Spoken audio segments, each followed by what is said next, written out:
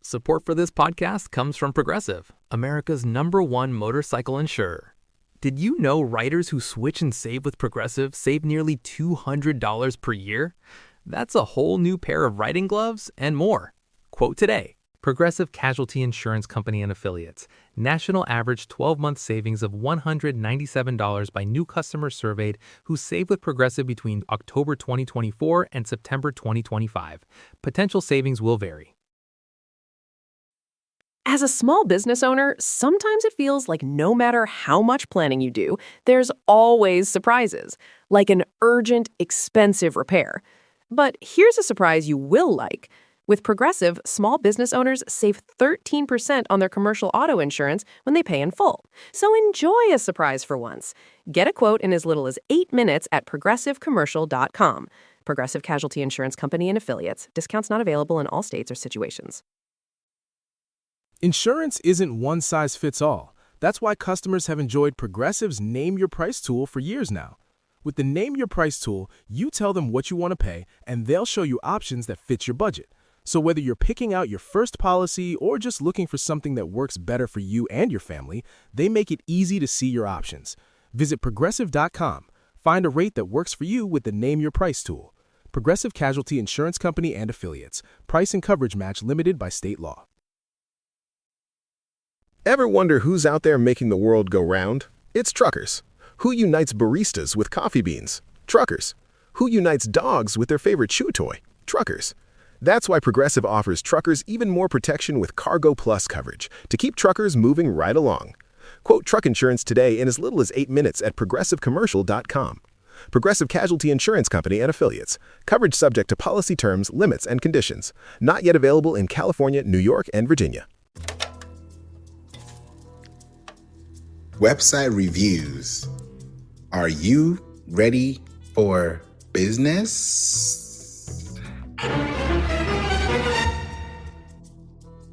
We're going to do something today, and we're going to make it happen. Happy Friday, and also happy early for those who are also celebrating it. Happy early Memorial Day, and I hope you guys are having What's going down, Rocky? Hi, but also it's not happy for everyone. Remember that Memorial Day is to commemorate our fallen brothers and sisters in arms. So I wanted to add that as well. And your uncles and your daddies and your grandfathers, all those that serve, that have fallen. Yes, we appreciate each and every one of you. I was thinking that in the memory of, and also just paying tribute and paying mind, because sometimes we just gloss over it. So thank you so much for bringing that in, Rocky. How are you? I'm good. I literally just got out of class and I passed my practical, so I now can master hair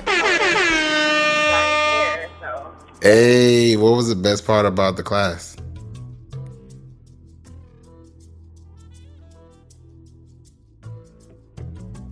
Color in general, because I used to always color my wigs and I never knew the wrong thing to do.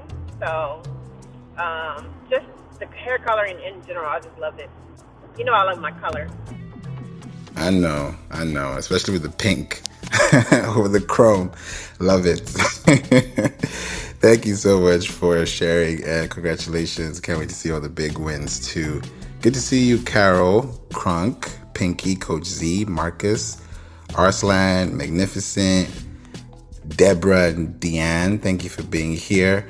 Today, I felt like it should be a really smooth room because this is about you. And I was like, you know what? I need to do this a little bit more so that we're not just guessing things and we can hear things, so that if you hear it from somebody else's website or somebody else's plan, you will be able to also know what to do with yours. So today is website reviews. I was putting the word audit at the title, but Clubhouse did not allow it because I think the word audits may have a strong connotation in Clubhouse. So you can't even use the word audits in your room title. So if you try it out, you're going to get a red bar that will sound like this. So it's review day. And if you have a website, put it in the chat. And if you would like to come up and speak, feel free so that we can talk about it. Tell us about your business And what I'm technically going to do with you here, and also for those listening in the room, is I'm going to review your website. I'm not going to tell you how pretty it is or how functional it is. I'm going to share with you what exactly the search bots, the user agents, the algorithm, the search bots, what are they seeing? Do you have everything configured? If you do send out emails, are you high risk? Are you medium risk? Are you low risk? And I'll be able to tell all that without even having to go to your dashboard or go to the back of your site. So if you'd like to put your website in the chat, please feel free to do so. This is about you. This room is about you. And if you're ready for business, we want to make sure that you're super ready. So if you guys have a website, please put it in the chat. I'll be waiting to see that as well. If you don't have a website and you have a question about websites, that is also a good question to ask in the room. So all questions are allowed. It's not stuck on one, but I wanted to make sure I can open up this room for you as well. So we'd like to see what goes on in the chat. Just feel free. What's up? Can you do a checkup on mine? We can do it. Okay, so tell people, for those who are hearing you for the first time, let them know what you do, your business, and then tell me the name of the business domain-wise so I can write it down, and then I can start checking it out for you. All right, so y'all know me. Some of you do. I have a marketing agency, full-scale marketing agency in Virginia, and it is the brand is Social with Rocky. However, the website is virginiamarketingagency.biz, B-I-Z. And I named it that for a reason. Favour helped me with that. Now, I am not active on my website. However, I do get traffic on my website, and I do send out emails. So I'm curious as to what you found, seeing as how I've literally not done anything on my website probably in about 6 or 7 months. So I just want to know what it's doing. Because the last thing I did, Favour, was a few blogs. Okay.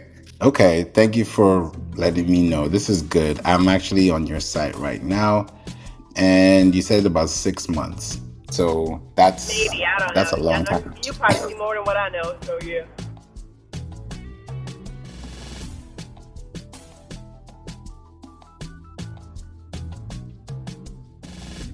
The build, let me see 1 second. Okay, so your site, tell me a little bit more about the build on the back end. Like, how is it built?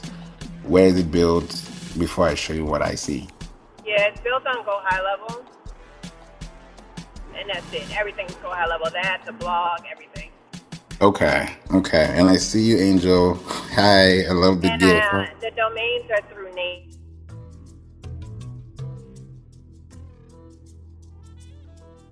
Morning. Who's on Namecheap, and she has been having problems with emails. So there's something called private email within Namecheap, which, it's good, but she started having issues because she was getting red flags, and I was like, what's going on? I'm having issues, and see it. Let me know if you can see it. I'm having issues with my SSL. Sometimes it shows up, sometimes it doesn't. Some people pull it up from their domain. They can't pull it up because it said it's not safe. Some says it is safe, and it has HTTPS. So that's the main thing I'm having problems with right now. That's what I noticed, because if I just type in virginiamarketingagency.biz, it gives me an error message. But when I typed it without the biz and then I hit enter, it showed it on Google. And that's how I was able to get to your website, which has, let me see real quickly. Yeah, it has the https://www. But if I type it without those operations or operators, it does not give me the full website access. So I'm sure some people are typing it that way. So that's something to do with the canonical tag, which is just another way of saying how is your website preferred, or what the main URL of that page looks like. And that's something that's more technical. It's not even your website. It's not even SEO. It's the tech foundation, like where it's hosted from and what those are channeling through. So I would have to look at that with you on the back end to see more of that. But from what I see on the front end, it tells me there are some things that we can definitely look through. But otherwise, your titles are sparkling clean. Your description is green. Your URL is green. Your keywords are green. You have everything there. It's really good. So you're doing well. You're doing super well, Rocky. So I just got to tell you that, I got to give you flowers. So you cooking. Thank you. It's because you did it. You set it up. I did some things, but no, for the most part, you helped me. Teamwork makes the dream work. I don't like to take the credit in full because I know that if it wasn't for you helping me out and giving me the instructions and the things that you needed, I wouldn't have been able to achieve that. So I'm just there, fly on the wall. So thank you so much, Rocky. Love that you mentioned this. And thank you, Angel. Appreciate you for the tea. Thank you, thank you, thank you. With these websites, like you mentioned with GoHighLevel, Does it show domain authority and all that stuff, or is it just checking other stuff? I can check that as well. So we're gonna make that happen. I wanted to just see how it looks like, so we can do the website authority. It's about to be a serious one. I'm nervous. Let's see. Let's check it out. I like to just give the real sauce. Okay, so here we go. It's loading. Before I say the answer, Rocky, I think we don't have to, but I think because you're on GoHighLevel, there is also going to be a limitation within the servers to scale because of the way the CMS is set up. That's the content management system. Because right now you have good traffic, but your domain authority is according to Ahrefs, is a 1.1. And when I see a decimal, that tells me that there could be a problem because it's supposed to be a full number. It's supposed to be a full number. It's supposed to be a 1 or a 2. But if it's a 1.1, that's kind of like giving me a little bit of some things in between there. And it's not because of your website or your content. It's because of the setup of the build. That's why whenever I hear GoHighLevel, I low-key cringe because I know what websites are. And when people talk about AI websites, I cringe too, because I'm like, are you going for the short route? Do you just want a pretty website? Do you just want a functional one? Or do you want a scalable one? And I always like to make sure that people know what they're getting so that it's not me that decided for you, because it's all your business and I can't, it's not even my place. But that's what I'm saying. So yes. And I've been hearing you and John and everybody about websites, but what is the next best one? Because I'm not doing WordPress. I refuse to go back to WordPress. You don't? It's an end. No, don't want to do it. So, and I like Wix. So I was thinking about Wix as well, but. Yeah, I'd rather Wix any day than GoHighLevel. I might even do a room on Wix versus GoHighLevel, because everything that GoHighLevel does, technically, Wix can do. When it comes to forums, digital products, subscriptions, news. Their emails, because email, you couldn't do tags, you couldn't do sequences, you couldn't do order bumps with a different email segmenting with them was horrible. That's why I got off of there. Yeah, I use Flowdesk for email marketing specifically, but I also use Wix. But within the Wix mailbox, you can send out emails, you can do your tags. It's not as robust because that's not their front. It's like GoDaddy, they just sell domains, even though they have a GoDaddy site. I wouldn't recommend anybody to open a GoDaddy website, but you can buy a GoDaddy domain. But with Wix, you can use everything on Wix. They even allow you to customize your robots, text file. You can even see what's happening on ChatGPT. There's something called NL Web, which is natural language web, and they have that also in their system. So if I was to compare the two, I would rather be on Wix any day than be on GoHighLevel. It's not even a cost thing. That's how these platforms trick you, because GoHighLevel has everything. So now all my courses are there, all my forms, all my funnels, all my things. So now it's going to be a headache and take some time for me to move stuff back over. It's better, Rocky, honestly, to spend a month or 3 months to move everything over and save yourself 3 years, 10 years of stress, because in the long run, you want to have a functional, scalable website. You want your domain authority to grow. Like my domain authority, and it's on Wix, my domain authority is 47, which is high. And like LinkedIn, Pinterest, Facebook, Tesla, Nike, they're all in the 90s, 90 plus. So you're not too far from there. But if you're from a 1 to a 10 to a 20, then it's kind of hard to scale through, because at some point there's a breaking point. You know, when you hit a breaking point, everything else just flows. Or when you break even. But before you break even, you have to kind of like do a lot of things to make that happen. But those things are progressive too. Yeah. So I would rather be on Wix I'm gonna than just, do you Pilot. do that? I'm gonna just hire I you. do that. Yeah, I'm gonna just hire you because I ain't doing that crap. Like, it's so much. Maybe not the courses part, but the website part. You get what I'm saying? Like, even like the SEO and everything in the back end, like it's just too much. I know. We'll definitely talk about this, Rocky, and solve it. So either one, if I was to choose two options for you off the bat, just knowing you and knowing what you do, one would be Wix or Shopify.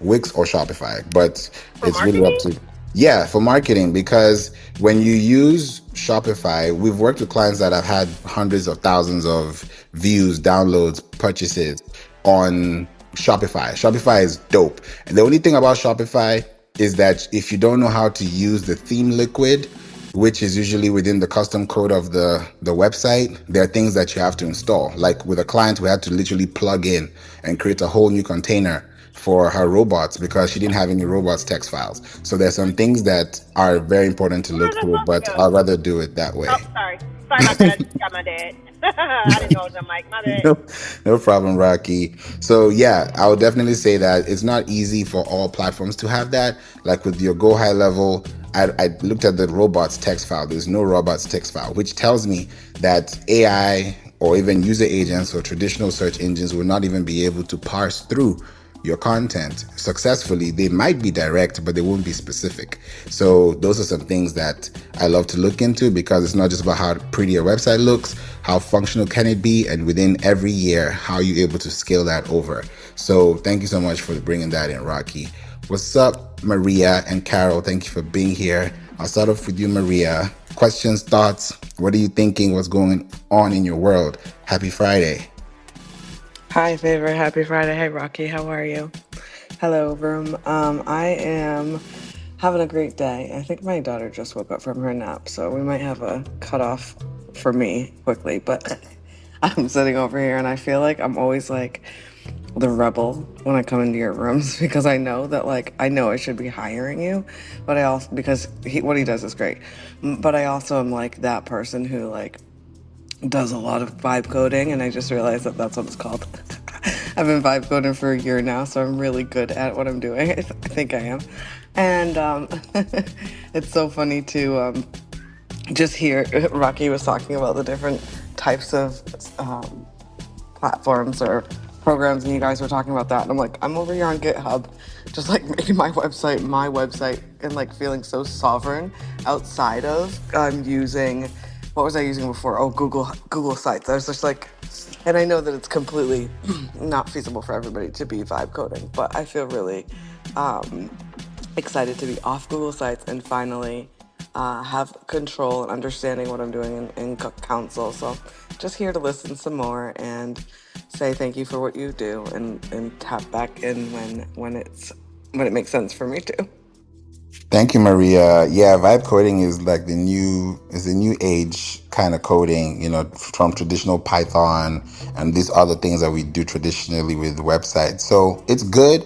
I just feel like it's early and it can take time, but the fact that you know it now is good, because 5 years from now, people will be looking for these type of things. 2 years, 3 years from now, they'll be on demand.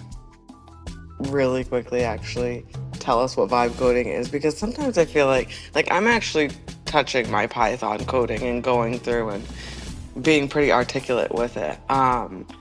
So I'm wondering if I'm doing a little bit more than vibe coding, but I do use AI to make my base codes. Okay, so vibe coding technically is just pretty much a software development practice. and it's used majorly for natural language prompting, where AI agents are instructed to generate applications like Lovable. I'm sure you've heard of that before, and there are other platforms these days that people are trying to use, but majorly it's AI centric.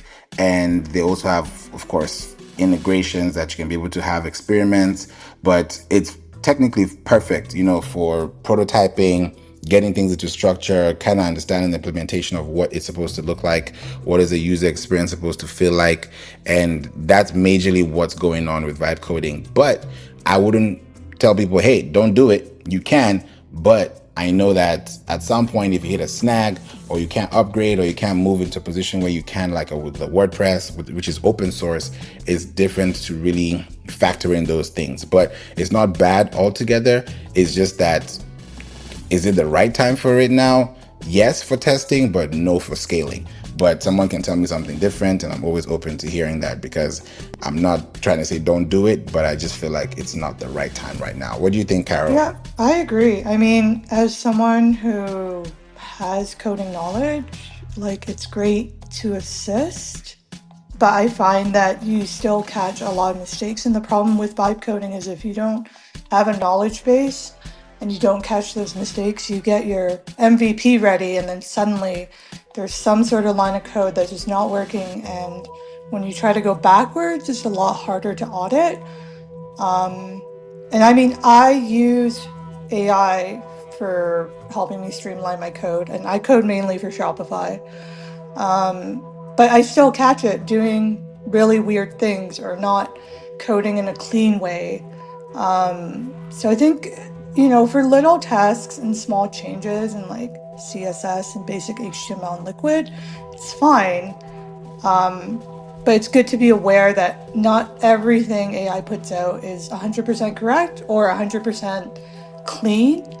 And that's when you start to get like code collisions, and then you're digging through a lot. So it's good to when you get to a certain stage in your vibe coding, maybe talk to someone who, codes in that specific language, get them to check it out before you keep moving forward. I had a friend who coded their MVP app, got it to the point where they were about to sort of deliver and present, and then had to start all over again because of one glitch, and they couldn't get AI to decipher it for them. So I think it's great progression that we're going in. I just don't think, aside from like basic things, I don't think everyone's necessarily ready for coding purely on AI. Thank you. I'm glad I'm not the only one saying it. Even David says in the chat, vibe coding failure rates are 45 to 55%. Think about that. Imagine you spent 2 hours, 2 weeks, 2 months, and then one snag comes, and now you got to go back again. You will not even like what you're doing. At this point, you just feel like this is redundant, this is regressive, and now you become resentful, and you don't want that. So I love that you mentioned that, Carol. Did you want to say something to Maria? I completely agree. I've been through, like, I feel like I've been up and down this roller coaster in making my bots, and then now making just my websites. And I like to keep it really simple, or at least have my hands in on it so that I know where things are. And I learned from the process for sure, but I'm not even using Lovable. Never done that before. So it's interesting it's like where we're all at in the spectrum of learning, even what vibe coding is, or yeah, what, I'm just over here saying, make me an HTML. I just learned what that is. Stuff like that. Love it. Love it. Thank you, Maria. This is good insight. Thank you for that question and comments as well. Carol, I know you mentioned something in the chat too about cringing too, and also looking at native, when it comes to non-native or native email marketing, especially with Shopify, because Shopify has their own thing. You have to install apps, or you have to now literally code it and put it within the head code of the site. How have you been seeing it in your world, and what comes to mind in your industry? Yeah, I mean, GoHighLevel, from what I understand, and I really don't like to touch that kind of stuff. Like, some of these platforms are really great at one particular thing. And if it meets your needs at the time, it's fine. And a lot of it is like people just want to get going, have a website and start. And certainly it's not on the lowest tier of like beginner websites. But I find that sometimes building a good base for growth is a better investment. And with Shopify, yes, out of the box, you can function. There are a lot of things that you can sort of expand on, and there's a lot of extensions. And yes, they heavily rely on an app store as part of their programming. That being said, they've invested a lot in the last year or so, specifically on like agentic storefronts and like sort of scaling your store for AI search. So I don't know, Favour, if you've started using this with your Shopify clients, but there's recently been, so agentic storefronts is now available. So if your store sells in the US or has a US store, you can now sell on ChatGPT and Microsoft Copilot, as well as Shop, which is obviously Shopify's internal sort of shop AI. Well, now it's Shop AI. But there's also now Shopify Knowledge Base, which is pretty cool, which actually allows you to tap into like the FAQ schema and actually answering questions that people are actually asking on chat about your site. So pre-existing answers and questions are in there, but it also gives you suggestions of things that people are asking that chat or AI simply can't find, which I think is pretty cool. So previously you had to like enter those all in schema, or get someone to do some technical SEO, GEO work.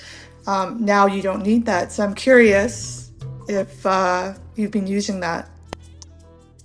I personally haven't been using it on my site because I use Wix, but I also have the AI integrations. But within Shopify with our clients, I do see that as well.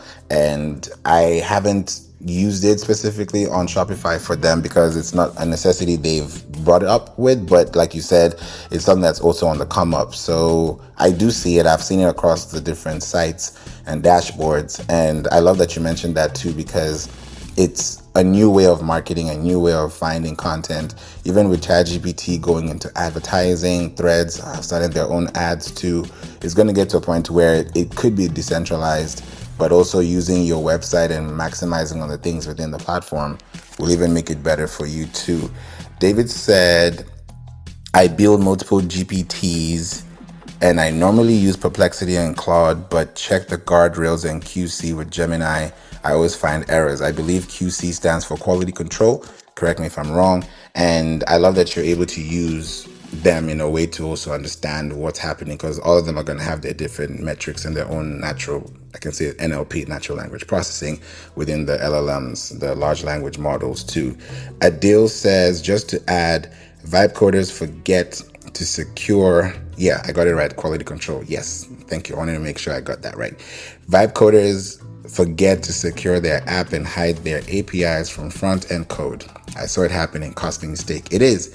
I have an influence agreement with onekill.ai and we have 17 engineers, so I get their feedback often. You see, thank you for that feedback. There's really a lot to look into. I remember auditing a website for a business, and the first thing I noticed is that they were literally live. They were literally live. Like they're live, ready to go. And I realized that their canonical tag, or they were canonicalized within the local host. It said local host : 300. And I was like, this is wrong. And they didn't even realize it. And that's how they had to go back and do a lot of things, because, you may have a pretty looking website. It's functional. All the buttons are shiny. It's glossy. It's nice. But when you look under the hood, it's different. It's like having a beautiful car on the outside, but a terrible engine on the inside. You don't want to have that. You'd rather have a wonderful engine on the inside and a not so looking good car and get to your destination without getting stuck or getting towed, than having something beautiful and then you can't even get out of the driveway. So I look at it from that perspective, and there has to be a balance, between the two. So I love that we're talking about these things as well. Thank you, Rocky. Thank you, Carol. You guys are amazing. I want to ask you guys in the chat, for those who are just coming in, put your website in the chat. If you have a website you'd like us to audit, to review, to check, tell you what's wrong with it, tell you what's going on with it. If you're bold, please, please, please do it. I know you're a bold person and it's a Friday. Everybody's in a good mood. And I want this to be a great time for you so that you can be able to see the things you may have not seen. So if you have a website and you're in the room, you're listening, and you want to try this out and see what I get and what I show you, what I share with you, please feel free to put it there.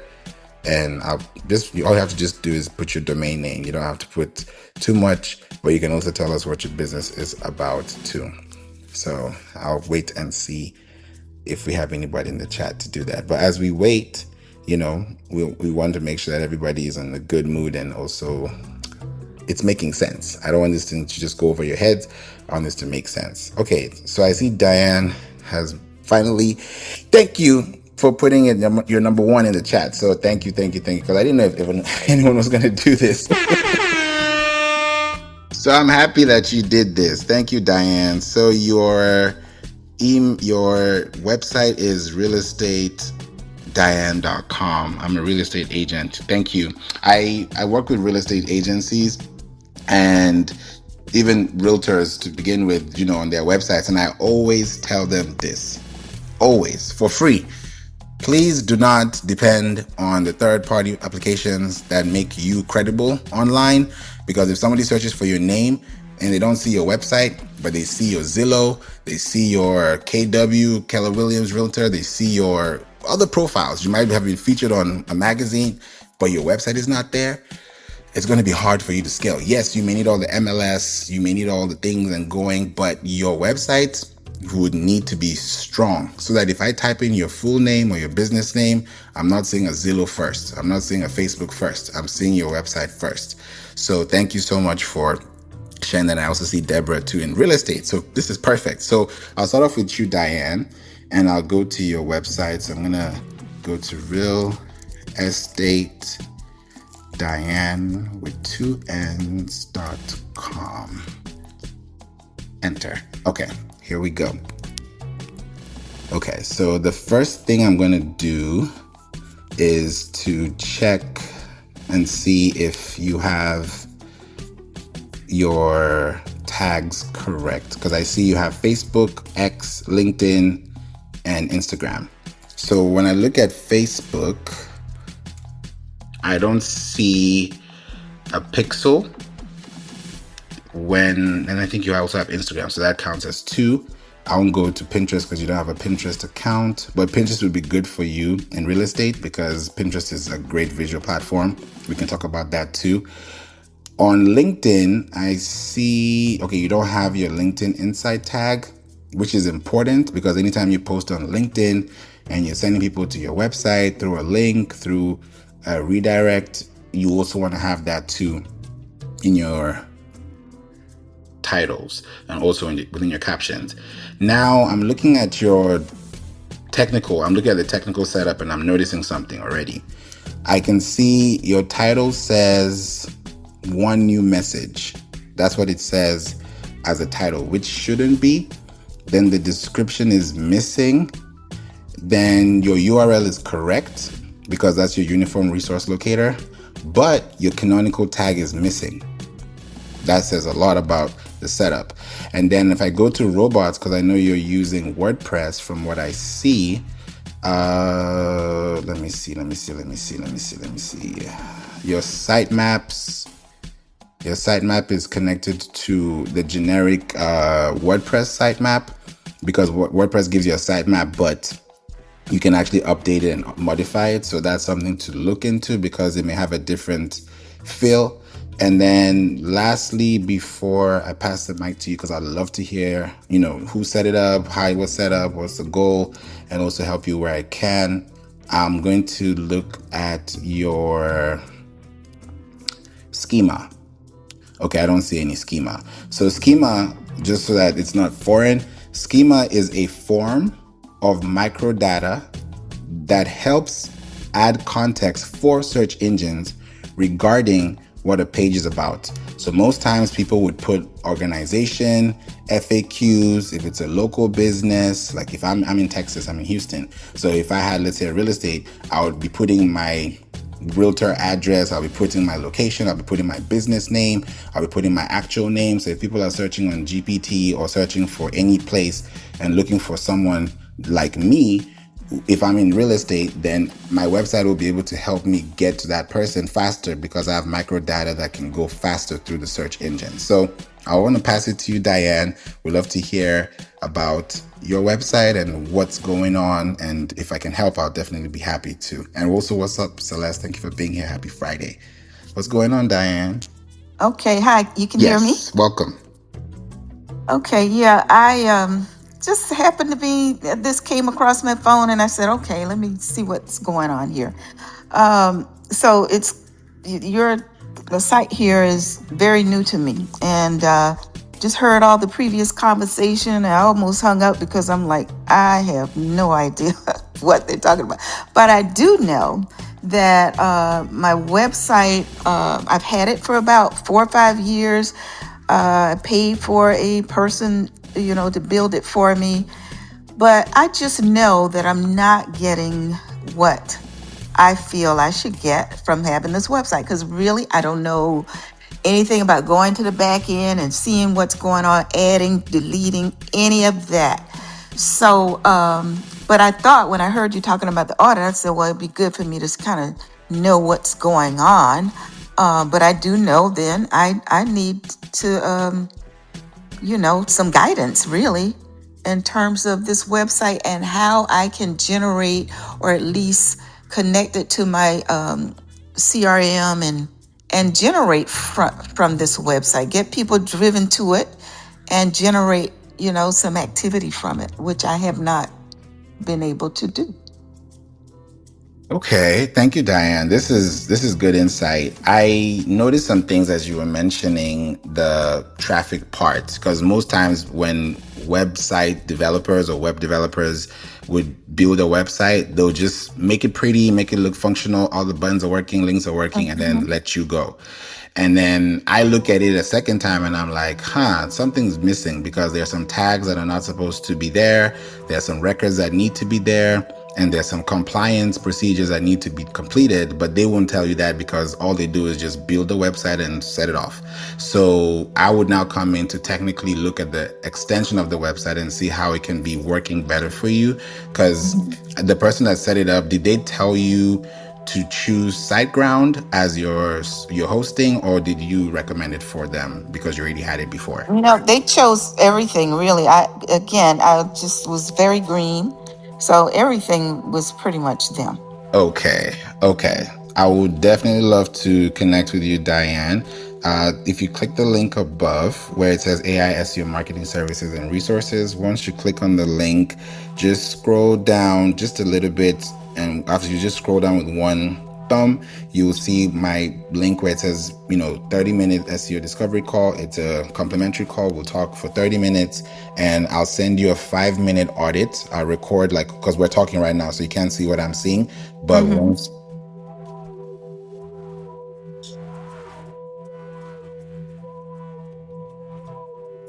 go over everything to decide the Okay. next steps for you. Okay. And you say I can click on that link where in chat? Where's it at? It's at the top of the room, but I'll also put Oh, the link directly in the chat so that you can just okay. directly Yeah, that's access the booking easier. link. Okay. You're welcome. I just put the link in the chat now. Okay. Sounds good. Thank you, Diane. Thank So you. you're welcome. Celeste, would you like to add on to this? Websites, SEO, what you thinking, what you hearing, what you feeling? Happy Friday. Listen, I am having a fantastic Friday. So I am so happy to see this room pop up on Clubhouse. So first, I'm new to the room. I just wanted to say website reviews. These are my favorite rooms, but I know how intimidating it can be to even offer up your website for a review. So I just wanted to let everyone know. And hi, Diane. Hi. That listen, even us on the stage could use a website review. I actually have never seen a perfect website. So just know that, no matter how much work you do, there's always more work to be done. So it's okay, like take everything just with a little grain of salt, it'll be all right. I know it hurts sometimes to get, feedback, but we're all about constructive criticism, right, Favor? That's what I think. Right. Well, I mean, that I'm open to that. I love that. I believe in that. So no problem there at all. Yay. And the only thing I wanted to add, which Favor and Carol, hi Carol, I'm interested to know your thoughts on this because I did take a look at Miss Diane's website and I think Favor, the feedback you gave her is right on point, and I'm looking forward to hearing what happens after y'all schedule your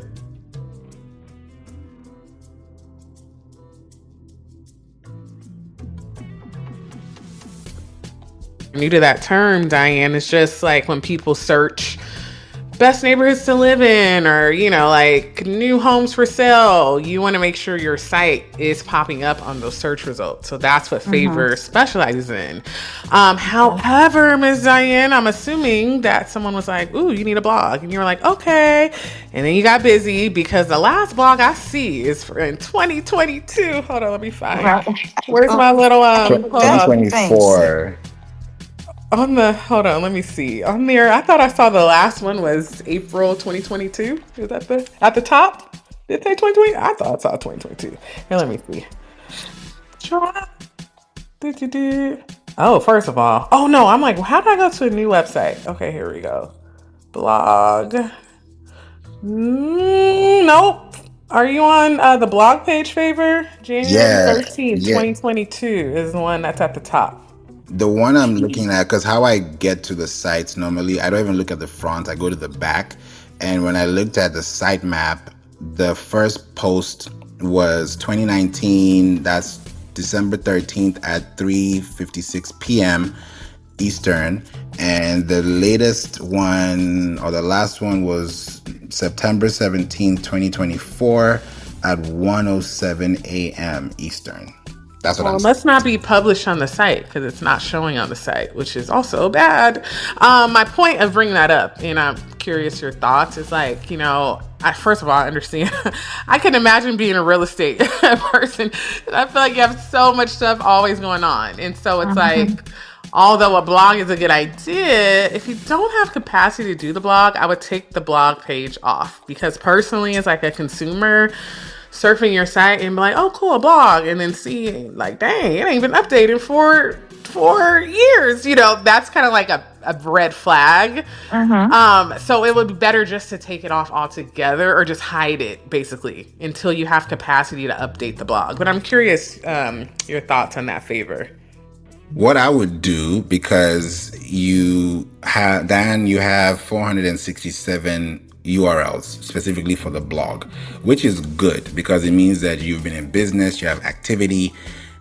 The only thing is that it would have to be updated, because when you don't have an updated article, then it doesn't pass the test for accessibility, for, I would even say, modification, because the last modified I was mentioning between 2019 and 2024 have had a lot of updates. Google updates every month. Like even now on Google, they have a whole new homepage. Google does not look like the way it was last month. It's a completely new site, and a lot has changed in their 25 years of being active. So I'm looking at this from the long-term perspective of how you can, no problem, Carol.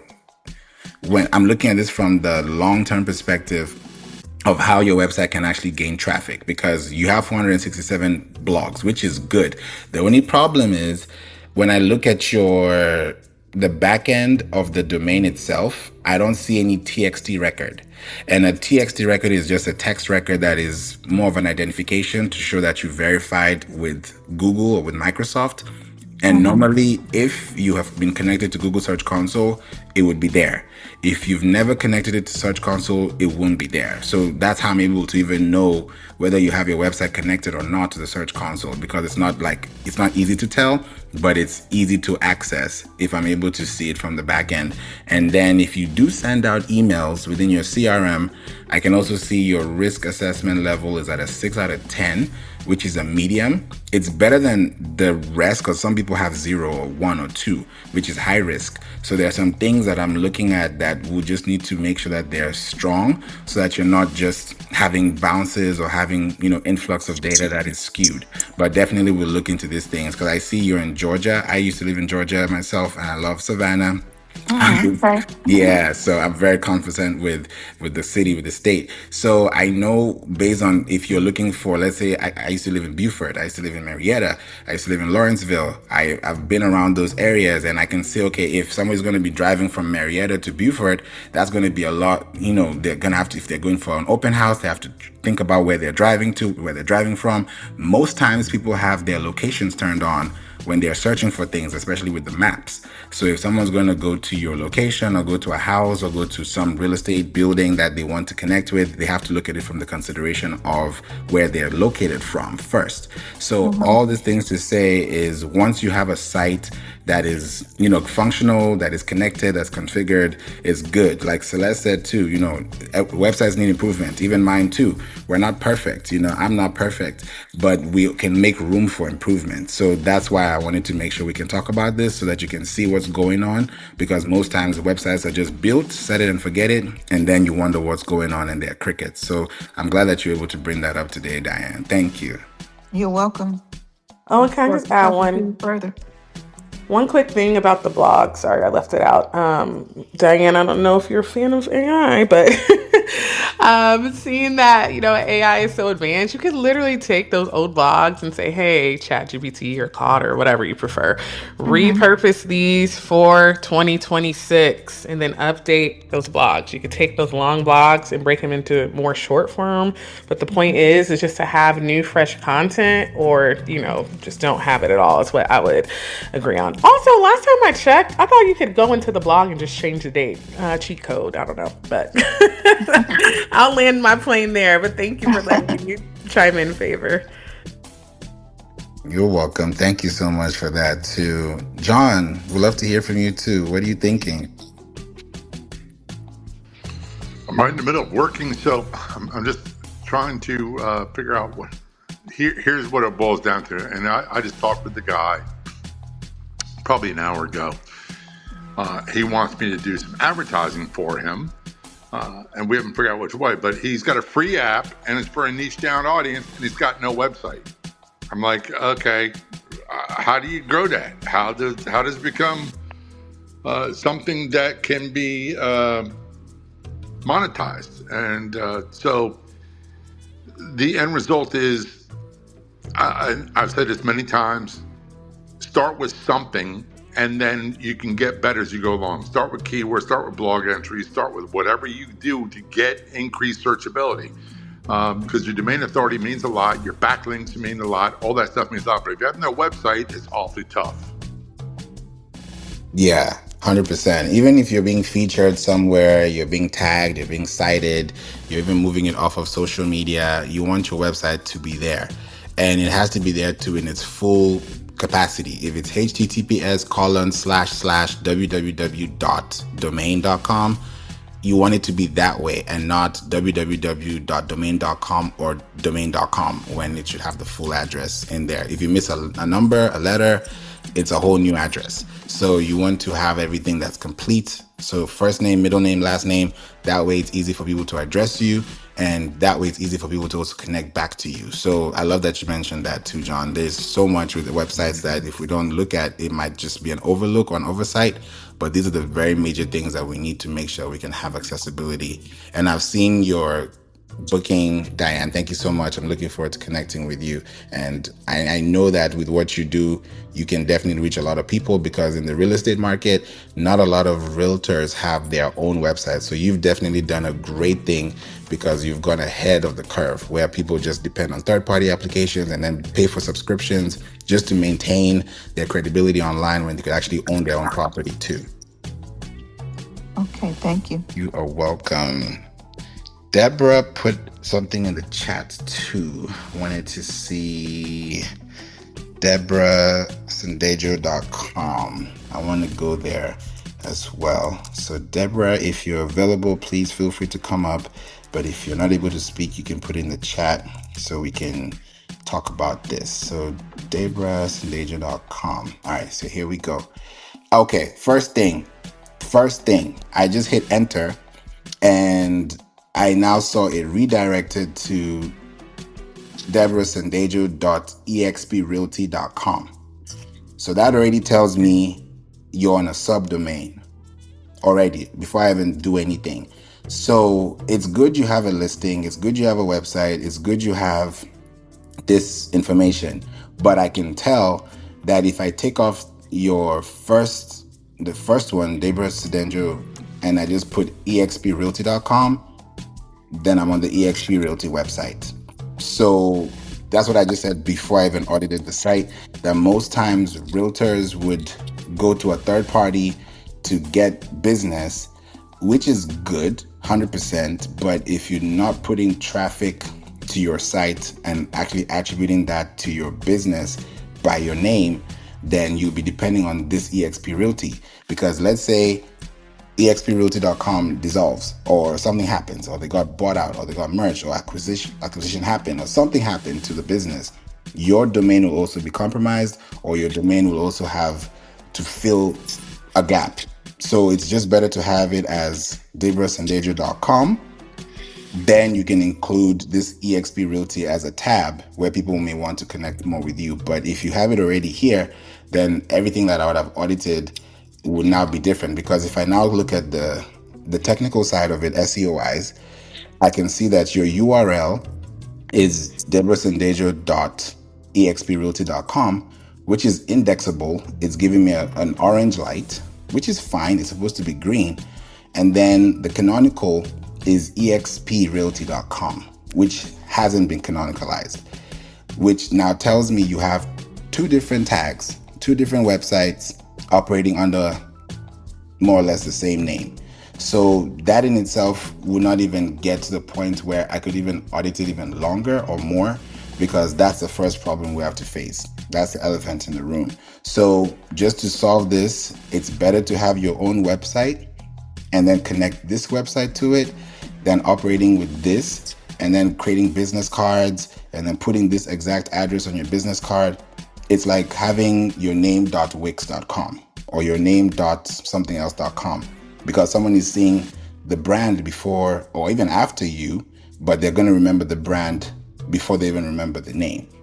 That is what they're used to. So it would have been like your name.zillow.com. It's going to be the same thing. So just wanted to make sure that I could highlight that, and would love to hear your comments, Deborah, on that, because it's very important to consider these things and not just assume them, because sometimes we might just ignore them and it just...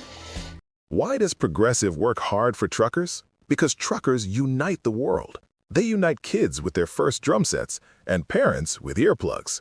But truckers can't do this if they're not on the road. That's why Progressive has over 360 heavy truck employees to help truckers stay on time and on track. Quote truck insurance today in as little as 8 minutes at progressivecommercial.com. Progressive Casualty Insurance Company and Affiliates.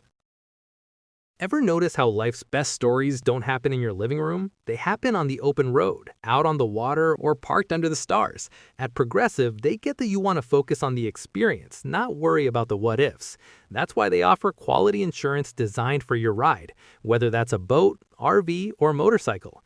Adventure with confidence. Visit Progressive.com and see how easy it is to protect your favorite way to get away. Progressive Casualty Insurance Company and Affiliates. Not available in D.C. Prices vary based on how you buy.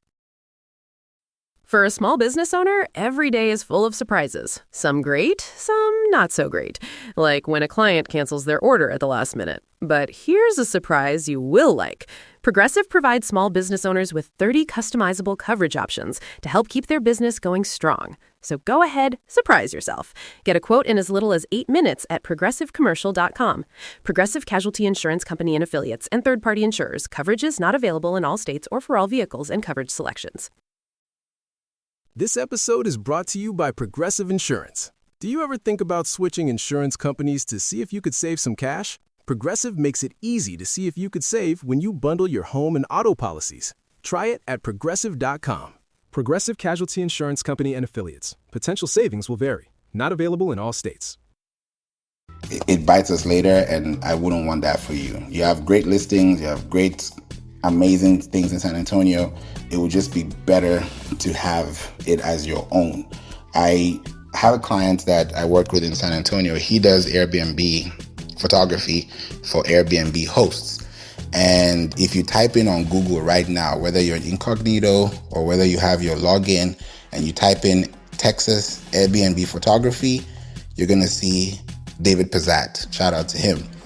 David Pizzat Photographers. You're going to see him there. He's never spent $1 on running ads, because the day he said that he doesn't want to spend money on ads was the day we turned on his website and we said, okay, we're going to switch this up, because he was spending Google ads money. He was not getting leads, not getting traffic. And I was like, hold up, we got to stop these ads first, because people run ads to get attention instead of attracting the attention to them before they run the ads. So that's how I was able to clear that all up.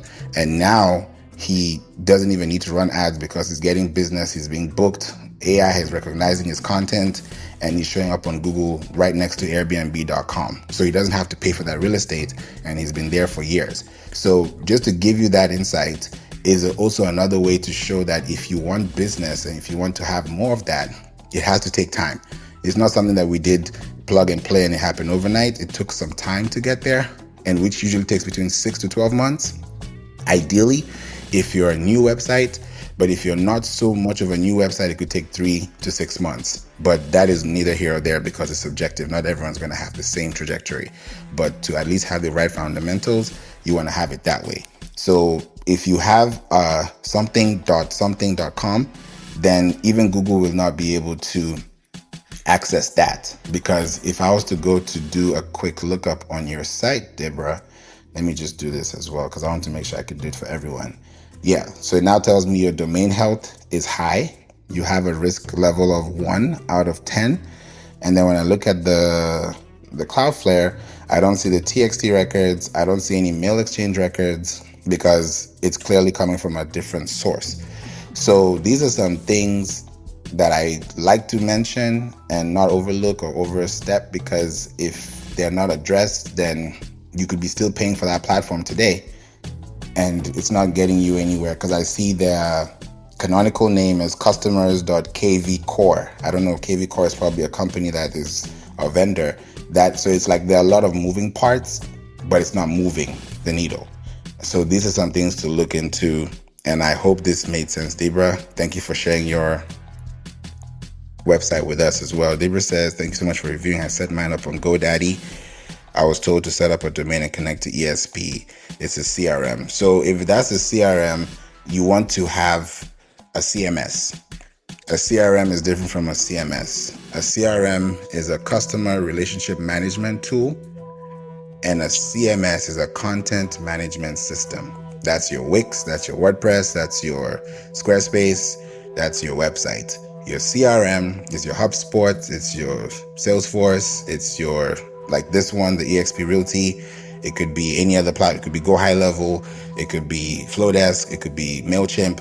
But at the end of the day, you want to have a strong website that people can find without you even searching for their name, and they just pull up as a result, because you're coming in looking for something and you want to get the right result. So just wanted to highlight that as well. Celeste, would you like to add on to this? When it comes to having your own domain and not a subdomain, what are your thoughts on that? So as someone I have a few friends who are in the real estate industry. I understand how common this is. Like, it's very common, like Favour says. And I'm assuming that, okay, I'm learning the terminology. Is your brokerage the person that, like, you're under this huge umbrella of people on brokerage? I think. Anyway, I'm assuming that they just told everybody, like, hey, do this, which is fine. But it is very easy to just take that domain, like Favour said, and redirect it back to your own website, and then put like a tab that's like learn more about my brokerage. Sorry, Diane, did you want to say, did I get that correct? I saw you on mic, so I didn't know if you Oh, were going to chime in on that part. inadvertently, but as far as brokerage is concerned, that is the lead office. Like me, my brokerage, which is although my last name is Scott, the brokerage is owned by my niece. Is Scott Realty Professionals. She's the broker. And the broker, in order to be a real estate agent, a practicing real estate agent, you have to come in under a broker. You have to have your license hung with a broker. So the primary person is the broker. But as an agent, you can, establish, your own walk, but you cannot do your own walk that's going to look bigger than the brokerage.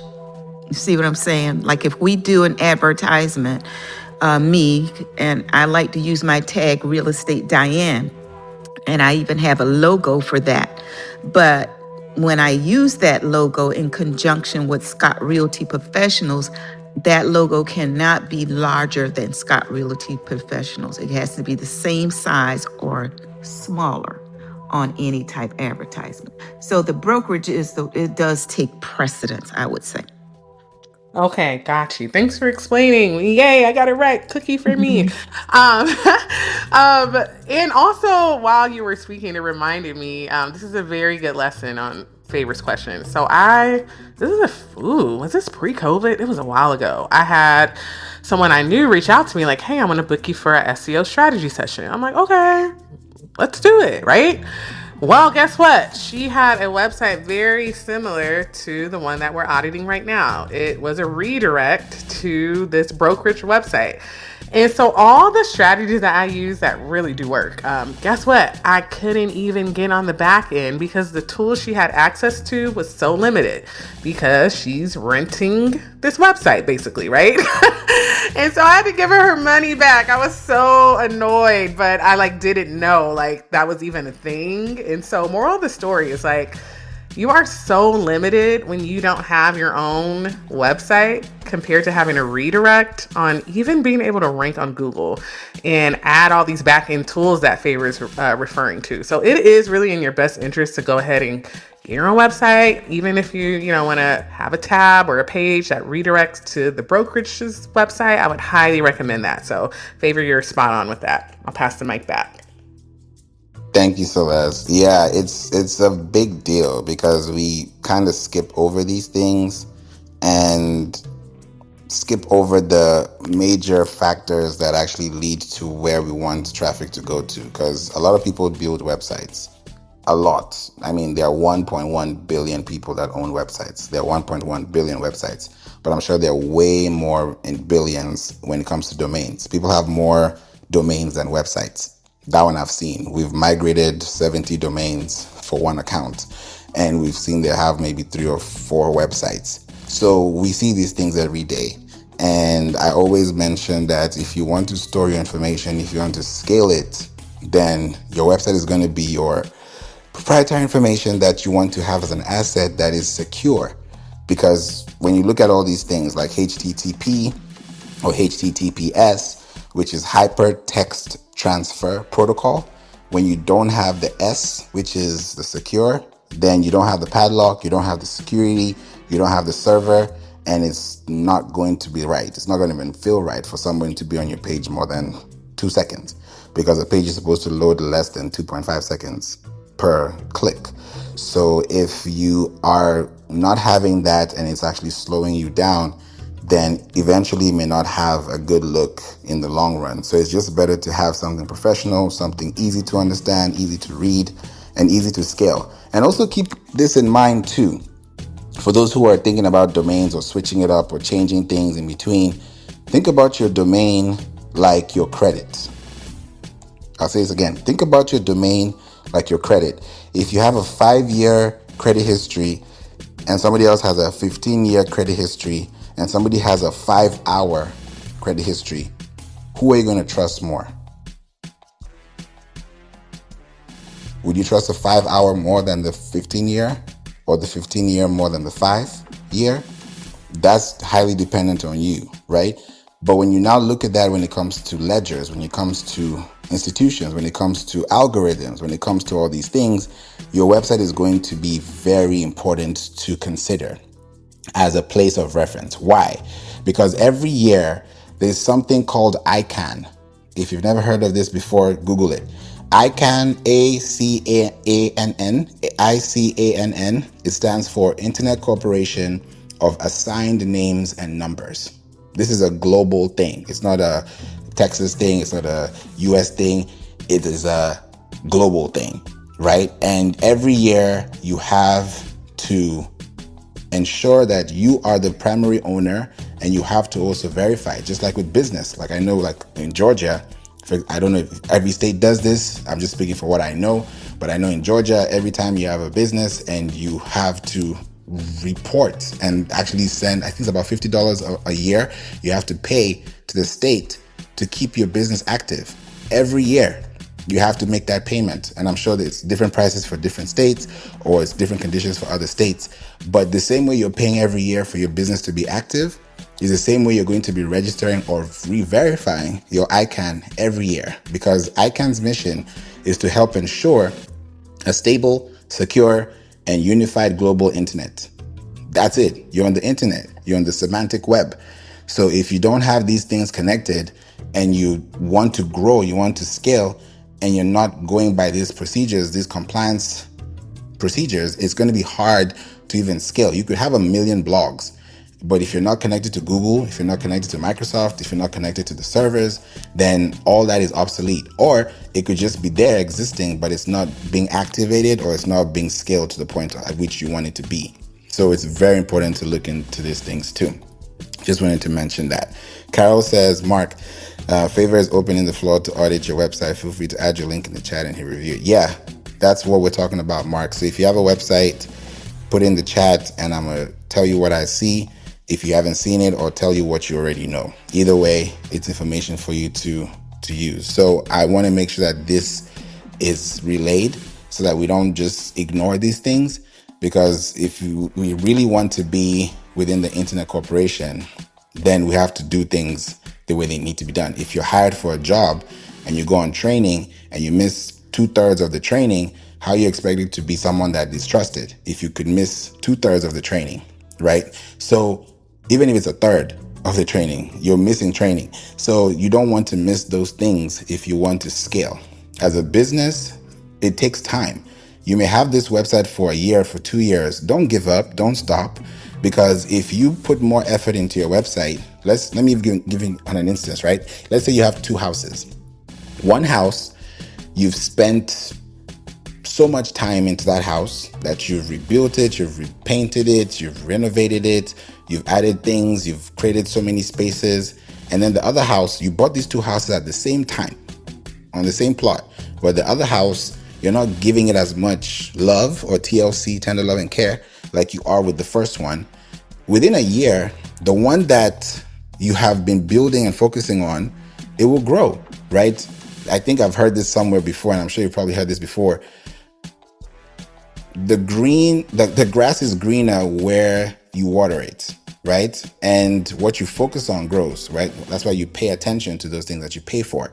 So if you're going to have a website that you are feeding blogs, you're feeding technical setups, you're feeding schema, you're feeding content, you're feeding traffic, and it's also connected to these search consoles, to Bing Webmaster Tools, to Microsoft Clarity. These are free tools I'm mentioning that you can connect to. If you have a brick and mortar, go to Bing Places.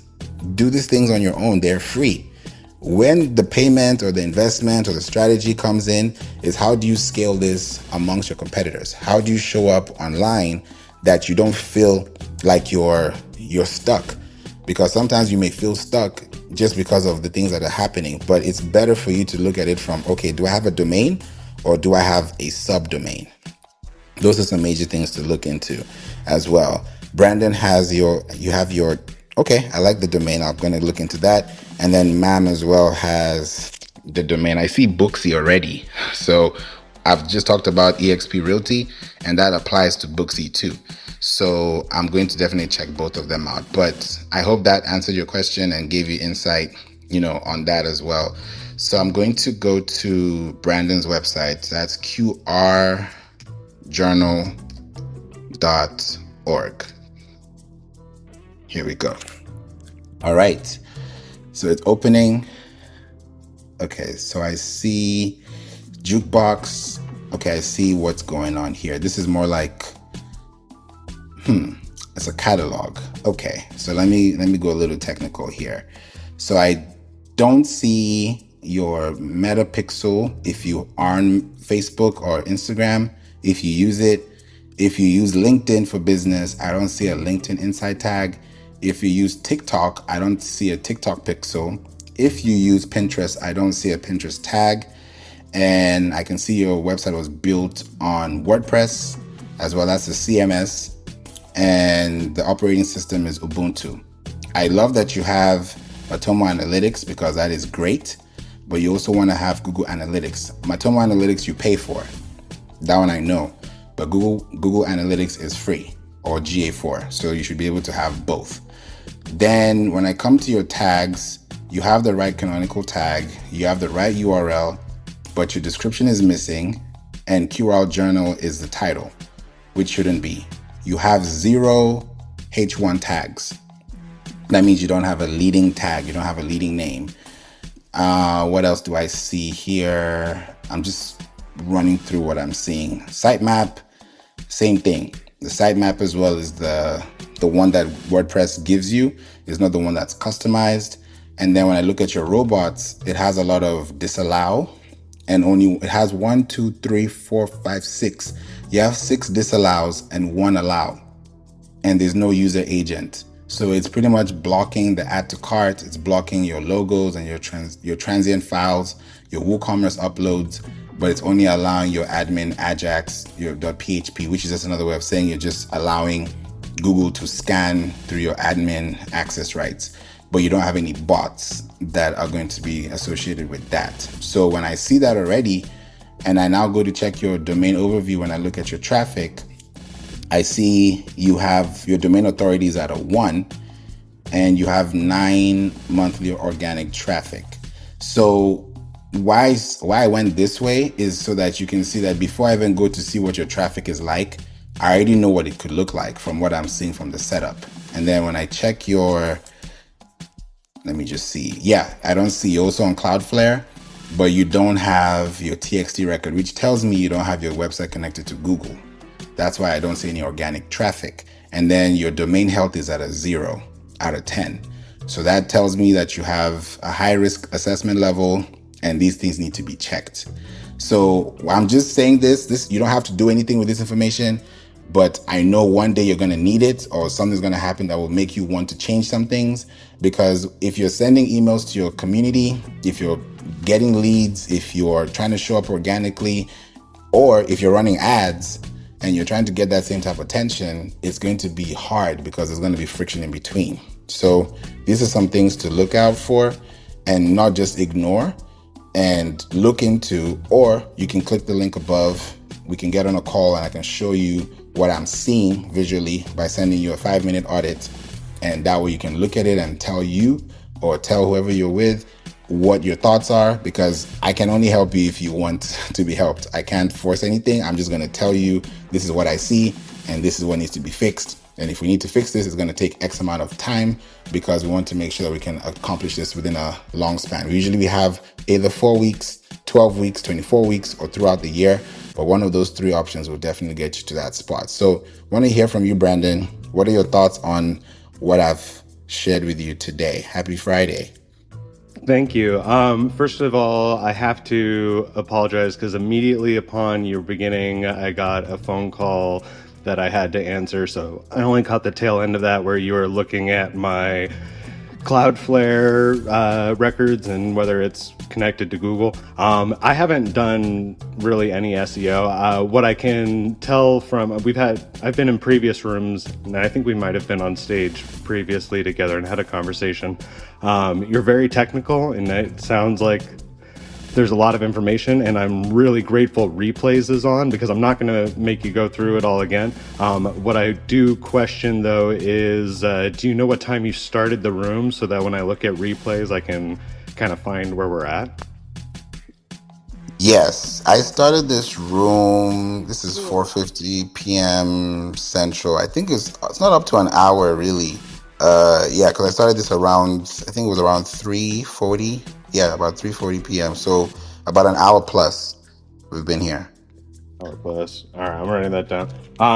Cool. Thank you. I appreciate you taking the time again. I apologize I had to take that phone call. Think that hopefully though that there's a lot of people in the room. Hopefully people got some good info on some things to Google, because there are things you mentioned just even at the end there that I was like, oh my goodness, I forgot that all of that was a thing. And I'm not trying to get this site really ranked on Google. It's really designed just to be for WordPress plugin developers. So right now my focus is on getting this plugin published on WordPress's directory, and then once that's done, then I'll start looking at like funneling people to the website to get users to get active installs and stuff like that. So I look forward to listening to the replay. Favour, thank you. Thank you, Brandon. I believe that, like you said, towards the end, you'd want to scale it because everything you're doing is either going to be through leads, through traffic, engagement, affiliates. It's anything that falls within that umbrella. And if you're going to send out emails or people receive emails, it's still going to have a big impact on what I'm seeing, because these are the very major things that are going to play a big role into your discovery and also into even just utility, just for the very bare minimum. So I'm looking at this from a perspective of, yeah, you may not want to show up on Google for this, but the good thing is to have good domain health. And domain health is categorized into three things, right? You guys can go to this website called nslookup.io, nslookup.io. One more time, nslookup.io, and you can check what I'm seeing. So you can see it for yourself. It's a free tool. You can use it and get to see the results from there. There are three different attributes. There's the SPF, which is your sender policy framework, which is very important. There's your DMARC, DMARC, which is your domain-based message authentication, reporting and conformance. And there's your third one, which is DKIM, which is your domain keys identified mail, right? We have Outlook Mail, we have Google Mail, we have Yahoo Mail, we have AOL, we have Apple Mail, and the rest of them. So we have different types of mails or mailboxes that we receive, and we also send emails, whether it's from a third party, whether it's from a second party or a first party. We're going to be sending out emails if we are. So it's important to look into these things so that you don't end up being vulnerable to the internet or having any protocols that are vulnerable to attack, because these things could happen. And if you're not secure, if it's not there, it may not hurt you now, and I don't want it to, but you don't want to have that. Prevention is better than cure. So you just want to make sure that you have all your P's and Q's and everything is good to go so that you don't have to worry about that. So thank you so much for bringing that in as well. Before I go to Ma'am's website, we'd love to hear from you, Dr. Hope. Thanks for being here. Any thoughts, questions? We'd love to hear from you too.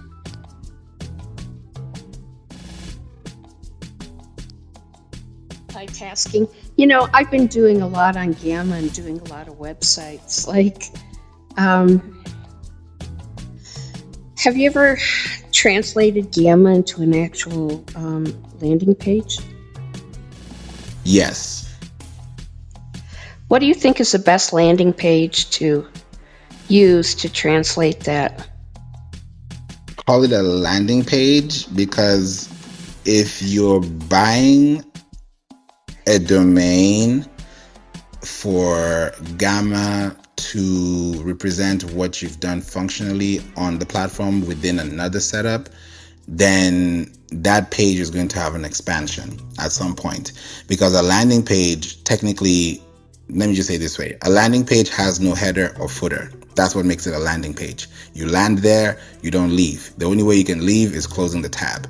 You can't move to another window, you can't move to another option, because everything is within that landing page. So when you have a landing page, just know you don't have a header, you don't have a footer. And that's what most people run ads on, because they don't want you to leave the platform. They want you to click on everything that's within that page, which is fine. But if you're considering scaling or using that information to attribute more back to where that landing page is coming from, then you want to have extensive pages that can be built on a CMS like Wix or WordPress or Shopify or Squarespace or Duda or Tilda. These are websites that you can use to build from Gamma, because Gamma is going to give you their style, because I can see a Gamma site from afar away. And even with Gamma, when you have a website and let's say you turn it into a page, it's not going to be your domain.com. Even if it may be, it's still within a CMS or within their own system that is not able to scale that much. So I would say the best way to do it, Dr. Hope, is if you have an idea, Gamma is a great place to explore. Just like we are talking about earlier with vibe coding, you can easily just build something, have something that's going to make your website look good. But if you want to translate that off to a website that's functional and that's also scalable, then you want to have it on a separate site outside of Gamma. Does that help? Right. So, is there any domains that are free these days? No, you'd have to buy the domain so that you own the domain, because I was talking about ICANN earlier, and ICANN is Internet Corporation of Assigned Names and Numbers, where you have to register your domain, and there's something called Whois. So if you want to have a domain that's active, then you would have to own that domain by registration. You can't just have a domain without registering for it. Right. So which is your favorite? Wix is pretty good? Wix, I would say Wix is a good starter so that it doesn't get too crazy, because some people say, oh, GoDaddy or Google Sites, and I always say no, because even those websites I are tried built, GoDaddy. they're terrible. But is it hard to translate my Gamma onto Wix, or will Wix help me do it? That's something I can do, and that's something I can also get on with my team. And the goal is to move the I don't want a content. developer. I want to do it myself. I don't want a developer. Otherwise, I'm just going to keep sending my Gamma out to people. I don't want to. I mean, there's got to be a way I can do it myself. What's your goal? What's your ultimate goal? Let's talk about a year from now. Well, I'm doing a lot of AI training, and I don't want to hire anybody to deal with my website but me. I'll figure it out, okay? Thank you. Thank you, Dr. Hope. I will just mention this for anyone in this space or thinking about it, doing it on your own. You can do it on your own, 100%. I'm self-taught. I love to do things and break things down and bring them back up. But when it gets to a point where you want to scale or move this up, it's going to be hard, because you would have to do a lot of moving parts, especially if you've built a website that is strong, that is sturdy, but at this point now you're just doing it on your own. It's cool. It will work for you. It's a great place to, connect. I've used Gamma. There are different platforms you can use. There's also something called Beautiful AI. You can use it there too. So these platforms are available. But if you really want to get clients, get sales, get MRR, monthly recurring revenue, increase your average order value, become compliant and also ethical, also have fair play, which is white hat SEO, you want to have a website that you own. And I also see in the chat too, Umar says you can buy website for $1. Great. You can buy a website for $1, but let me say it this way, your hosting and your domain will cost you more than the website you're paying for $1, because you can buy a website for $1, but your hosting might be $7. Your mailbox from Google Workspace could be $8. So you're just adding up all these numbers because you want to play safe. But I always say this, cheap is expensive. What do you think, Carol? Pay for. When you say you can buy a website for $1, you can also buy a domain for 99 cents, but that's your first year. There's a lot of hidden fees when it comes to running your own website, and they're part of your business. It's part of what you invest in your business. And I think,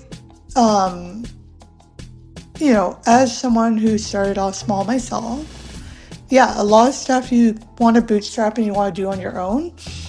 But at some point, scaling does sometimes require people who are who are literally masters of that one thing, right?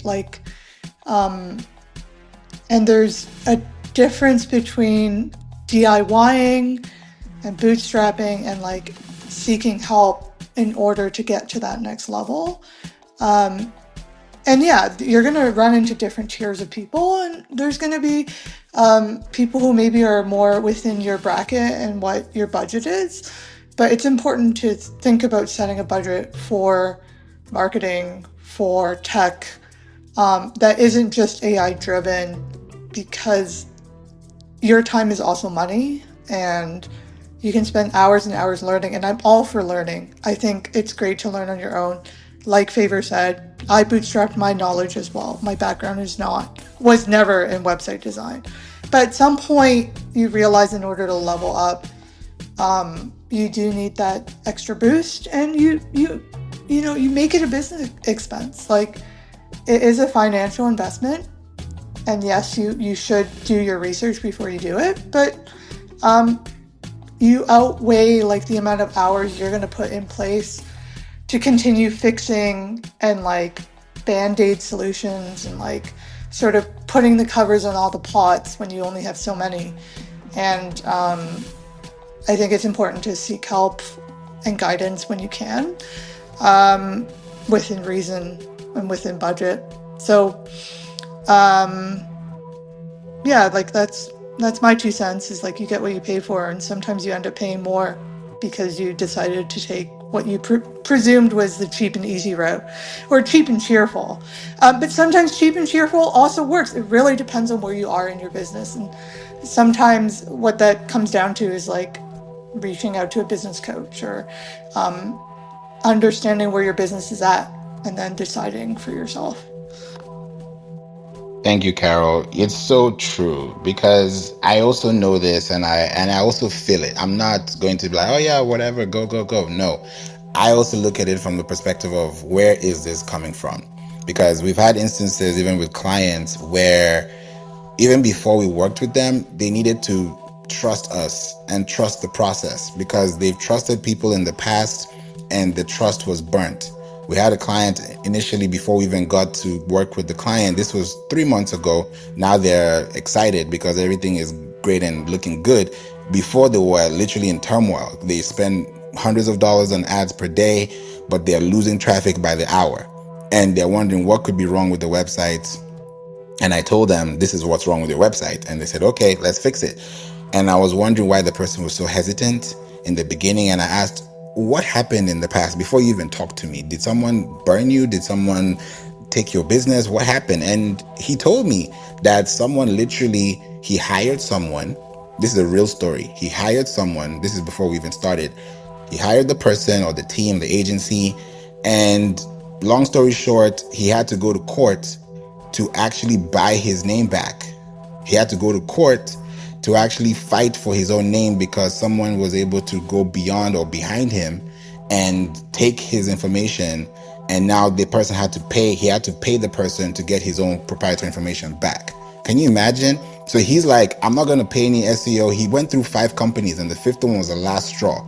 He was like, nah, if you're going to do this favor, just tell me now so I don't have to waste time with you or take you to anywhere that you don't have to go. And I was like, don't worry, this is your last stop, because when I hear those stories, it's painful and it's not fair, especially for someone who wants to take care of their family, do business, have a plan, a budget, and then you're taking them for granted. It's not a good thing. So some people have been burnt. Some people have paid thousands of dollars. There are other stories I could tell you where people take their money, don't do anything, don't show up, don't even pick up the phone and call. They were so excited to talk to you or work with you, and then right as soon as you make a payment, they go ghost mode. They're silent, you don't have any bookings, there's no calendar, there's no agenda. And now you wonder, what am I going to do? And then you start going to the court, the banks. It's messy. So just to avoid all these things, just focus on growing your business. If you don't have the investment to make for your business, for your website, don't do it. If you're serious, then let's talk about it, because I don't want to go back and forth, which is scary, which is crazy. And I don't want that to be the case, because doing that will now mean that you have to go through other repercussions or through other methods of protection, which you wouldn't have had to if you just went through the straight path once, right? So once bitten, twice shy. And I also understand how people move or what they do, but I also want to make sure that you're secure. And I tell you exactly what the problem is so that if we find the problem, it will work. We have a client we worked with for 3 months. Usually it's within 12 weeks. And we couldn't even write any content on their website because they were hacked. They had a problem with their domain. There was no protection. It was just literally vulnerable to attack. And they were attacked for 4 years straight. So we had to clean up everything before we could put one blog on their site, because I would say, yeah, we can write blogs, we can do link building, connect to Google, and then 3 months later, you're looking at me like, what's going on? And I didn't tell you anything. I do not want that on my name, my business, my dignity, my integrity. I wouldn't want that. I'll tell you, this is a problem. Can we fix it? If we can't fix it now, let's come back later. If we can, let's do it now so we can set this house in order to make sure we don't have any defaults or any defects that come in later. So I'm just sharing these stories with you because some people have gone through these things before and they've never recovered. Some people don't even care to recover, and it's not a good thing because in life we need people. We need each other. We live in a world of 8.2 billion people. So there's no reason why you should be on your own by yourself. So just wanted to make sure I mentioned that as well. I want to come to you, ma'am, because I want to make sure I can also tell you about your site. I looked at it right now. When I typed in mamlocks.booksy.com, I'm actually going to do it again because I missed a / A. Okay, let's see. So it already took me, it brought me back to the same place. I wanted to make sure I didn't miss out anything. So when I hit that, it takes me back to booksy.com. Booksy is a good place, right? Booksy is a booking site, for barbers, for nails, massage, wellness and spa. It's a great place. But if you want to gain traffic, gain visibility outside of Booksy, then you want to create a website or have a website that can lead them to this. We did this with a client. This was years ago, and they do car detailing, and they're big on Nextdoor because Nextdoor is, a neighbor app, and I usually call Nextdoor franchise SEO. So they get a lot of reviews. They do car detailing for people in the neighborhood, but they didn't have a website. They were doing great in business, but they were nowhere to be found on the internet unless you know the person or you've heard of the person or you're referred to the person. And that could be harder if you want to scale because you want people to find you. You don't want to find people. Yeah, you could do both, but you want to have more people finding you than you finding the people because you're giving the service, they're receiving it. So how are they going to get more time to look for you than you actually looking for time to actually connect with them? So that's how we were able to sort that out with the client, and he was good and ready to go because now he's able to get more business because he's able to have more attraction, and he does really good car detailing. But I mean, if you think about this story, best known is better than best because you could have the best coffee, the best burger, the best candy, but if somebody else has it better and knows it better than you do, or knows about McDonald's and they don't know about yours, then it's different, right? McDonald's is not the best, but there are people who make fries better than McDonald's. But why are there always crazy drive-thrus in McDonald's? Because of what they've put themselves out there for. So if you're looking at it from the perspective of that way, it's different. McDonald's does not even their business is not in selling food. Their business is in selling real estate, right? So they're using food as real estate collateral, if I could put it that way, to make the business that they're actually scaling with. That's why McDonald's is all over in the world, right? So when you look at this, the actual business operation, and then you look at the business model, they are two different things. They could be the same or different. So with yours, ma'am, with the locks, I love what you're doing. I love what you're creating. You have a lot of great services. It would just be better to have a website that can actually showcase this. And if they want to book, they can book with you on Booksy. We have a client who is also in New York, and they do massage. They do like lymphatic massage, prenatal massage, all types of massage, TMJ massage, and even red light therapy. And they do this greatly, but they also connect with MindBody. MindBody is an app, but they have a whole website that they can do things for. Like when it was Mother's Day, people get gift cards, get all this great stuff, and they're busy. They're booked and busy because they have their website on Google, because they have a structure outside of the platforms that they use to book or make bookings. So my point is, don't depend on these third-party applications, whether it's real estate, food, restaurants, nails, whatever business you're in. Use these platforms, yes, as a point of access, but it should not be a point of reference. Why? Because if it's a point of reference and you can only refer them to this Booksy link, they might look at your link and say, okay, who else in your industry is doing better than you or doing as well as you? Or how can I compare prices? And now I'm going to a whole different page because you sent me to Booksy.com. So it changes everything completely so that you're able to really have these things long term as well. So you're welcome, ma'am. I appreciate you too. Thank you for sharing that with me.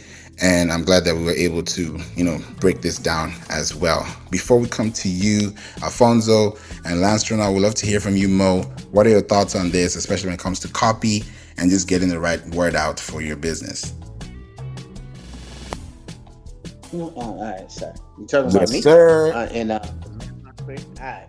What's up, everybody? I'm Mo Dub, that you love, in case you don't know me. Number one thing I tell my clients all the time is facts tell, stories sell, right? So when I was glancing at Mamlock's page, like the first thing it brought me to, I guess, is the price page, right? What you want to do is add a little bit more content to this price page, right?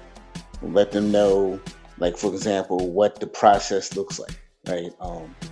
How good they're gonna look, how healthier it is, or whatever, like, or maybe some hair maintenance tips on keeping it oiled up or whatever, right? You just want to add more context or more content to the page as well to help it pick it up in AI snippets, SEO, all that, right? So you want to add more of the storytelling and how maybe somebody went from just starting, or somebody who was a veteran, or whatever it is. I'm sure you got a million stories because you're a stylist, right? There's a million different ways, many different pieces of content that you can add to the page to help you get more visibility. Oh yeah, let me double back a little bit to what you were saying earlier about like the website prices and being cheap, and you can get it for $1, this, that, and the other.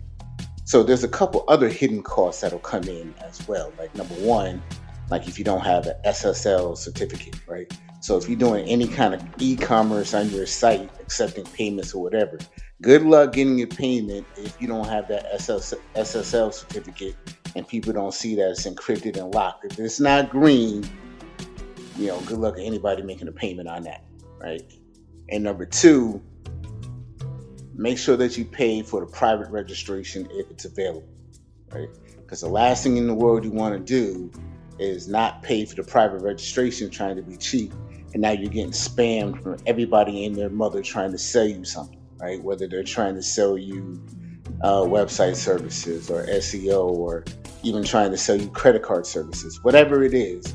Like if they find you without that private registration, you're not going to be able to get rid of them, right?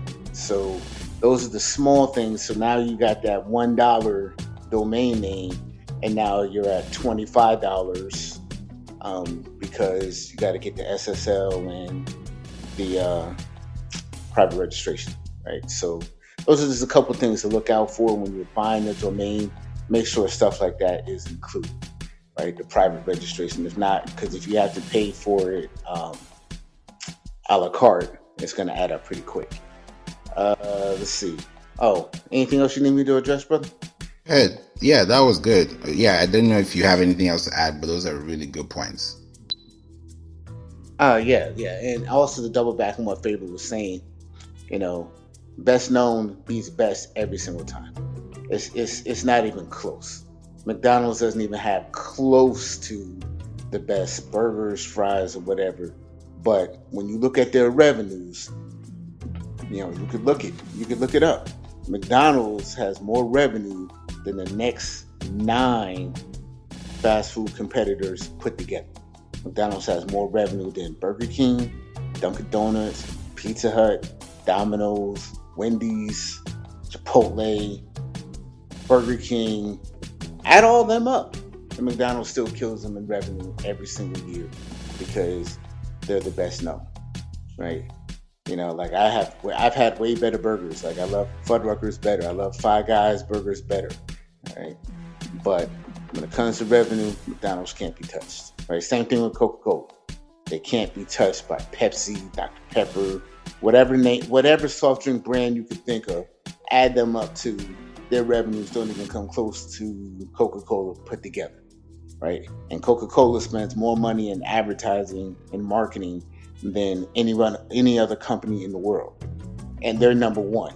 So that tells you right there, if they're spending more money than everybody else in the world, and they're the best known product, that's why, right? So if you think that you're going to be able to get by on just word of mouth or just references, that's not going to work, especially in these days, because um,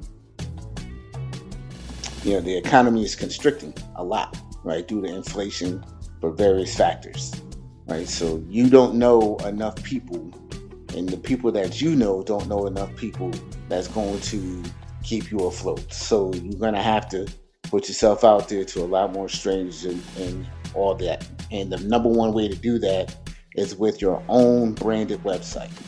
I'm going to say that again, your own branded website, because if you own that space, they can't take it from you, right? I mean, even if you lose your hosting, you can move your domain to another hosting, right?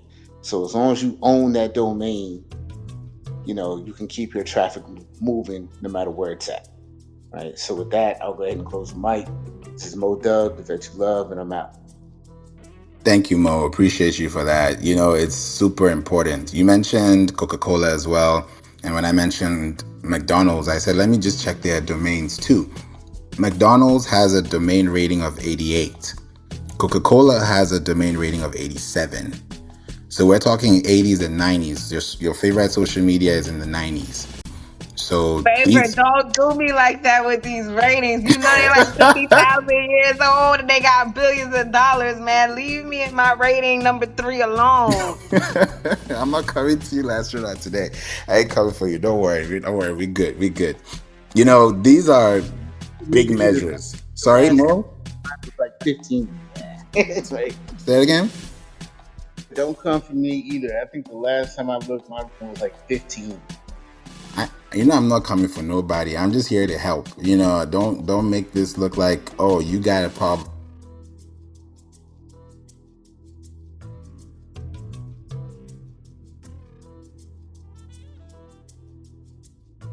Denominator. How can we fix things? How can we make room for improvement? Because we want to be better. Like, you don't want to be in the same spot May 22nd, 2027. You do not want that for yourself, neither for people around you, because you want to see better. Favorite, You know I what I'm don't saying? want to be responsible for that. I don't want to be McDonald's responsible with all the billions of people and, oh, the fries are too hot and you sue me. I feel like that's what comes with those ratings too, man. I'm just trying to, fly under the radar with my little 3 and get high conversion rates and high ticket items. You know what I mean? We need to make that adjustment for sure. Alfonso, we'd love to hear from you too, because I've looked at your site and we'd love to hear your thoughts before I say anything. Welcome. How are you? I'm Alfonso, and I was listening to the conversation. But the thing, in first place, you can listen me good because I'm in the headphones. I can hear you, but it's a little muffled. I don't know if it's just me. It's muffled is like Like it's like you sound like you're under something. Like it's not okay. clear. I will check louder. Louder is better. Okay, perfect. So what when in the SEO spectrum, when you say that for example, I listen to some people that say that all the sites have 100 and it's all green in the page inside, and that's a good SEO, and this have a 55 and that's bad for SEO. My opinion of that, in first place, that SEO is also the user experience. When you have all 100 and all green, for example, you have to make a trade-off. You have to choose between the site being fast, this and that, but you have to put something. For example, the quality of the visual. For example, one example only. And I think that SEO is also the user experience. It's not only what Google says, because sometimes when you do a checkup from this website and says that have problems with SEO and it's not green and have a thing to improve. What is the thing that you have to improve? Sometimes the own tool from Google, like the analytics, like something from that Google provides you. So I see sometimes these all sites with all green and 100 of all that are they have very poor visuals, and they have the experience of the user is not good. Sometimes when we talk about for example, somebody was mentioning Coca-Cola. What Coca-Cola has that maintain the people there all the time? The marketing, okay, but also the emotion. When you're thinking Coca-Cola, because that the marketing is always directly to something that gives you memories. Here in Latin America, for example, Coca-Cola is always we don't have marketing of Coca-Cola here in the TV, but when it comes Christmas, it's only in the TV, the Coca-Cola, even the snow. Here in Christmas we don't have snow; it's summer, but we have Coca-Cola with the snow and the beer. So the emotions is important in everything in the market and in the user experience. And while sometimes we have the website very well optimized in numbers in the paging side, you have to trade off and quit some things like the motion that you can do it with visual, because the website has that thing that they have to pick up the user pick up if he gonna stay or leave in 3 seconds. And how you do that? With something that gives you emotion, like a good video, a nice picture, or something else. So that finishing, that thing of the SEO and that thing of the number that the people talk about, I think that the best site is not 100 in this paging site analytics, and the worst are not 35. I think that you have to have an equilibrium. That is the best for sale when we talk about sale. And I didn't say in the beginning, but I'm from Brazil. I have a digital agency, and I work for diverse countries, for the market of Brazil, from Europe, and also from the United States, making websites and artificial intelligence. I'm working on that also. Apps, marketing, and another digital service. Thank you, Alfonso. You said something that is really good, especially when you look at the user experience. It's very important to consider these things. I'll give you guys an example. There's a I'm looking at it right now. I won't mention the company, but there's a company that have an amazing domain authority at 93. But guess their monthly organic traffic. Can someone take a guess?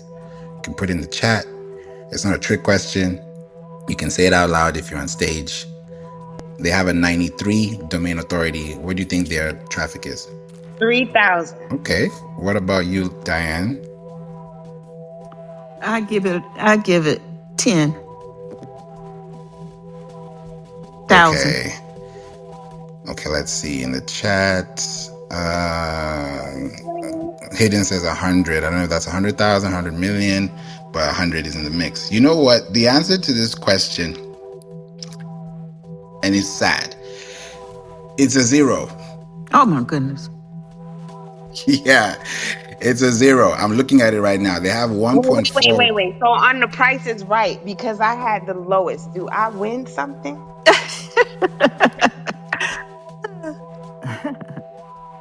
So that even JL said it too. He said, where is it? Yeah, he said you can still have a 35 DR domain rating and rank number 1 in your category. Because when you're thinking about your industry, you're in different capacities. I've worked with a business, they're doula, right? They do home birth, right? Water birth. I learned so much about birth just from being with a client and learning so much that I'm like, wow, I didn't even know this existed. And in her niche, it's so minute. Like I think the article that was ranking top was published in 2004.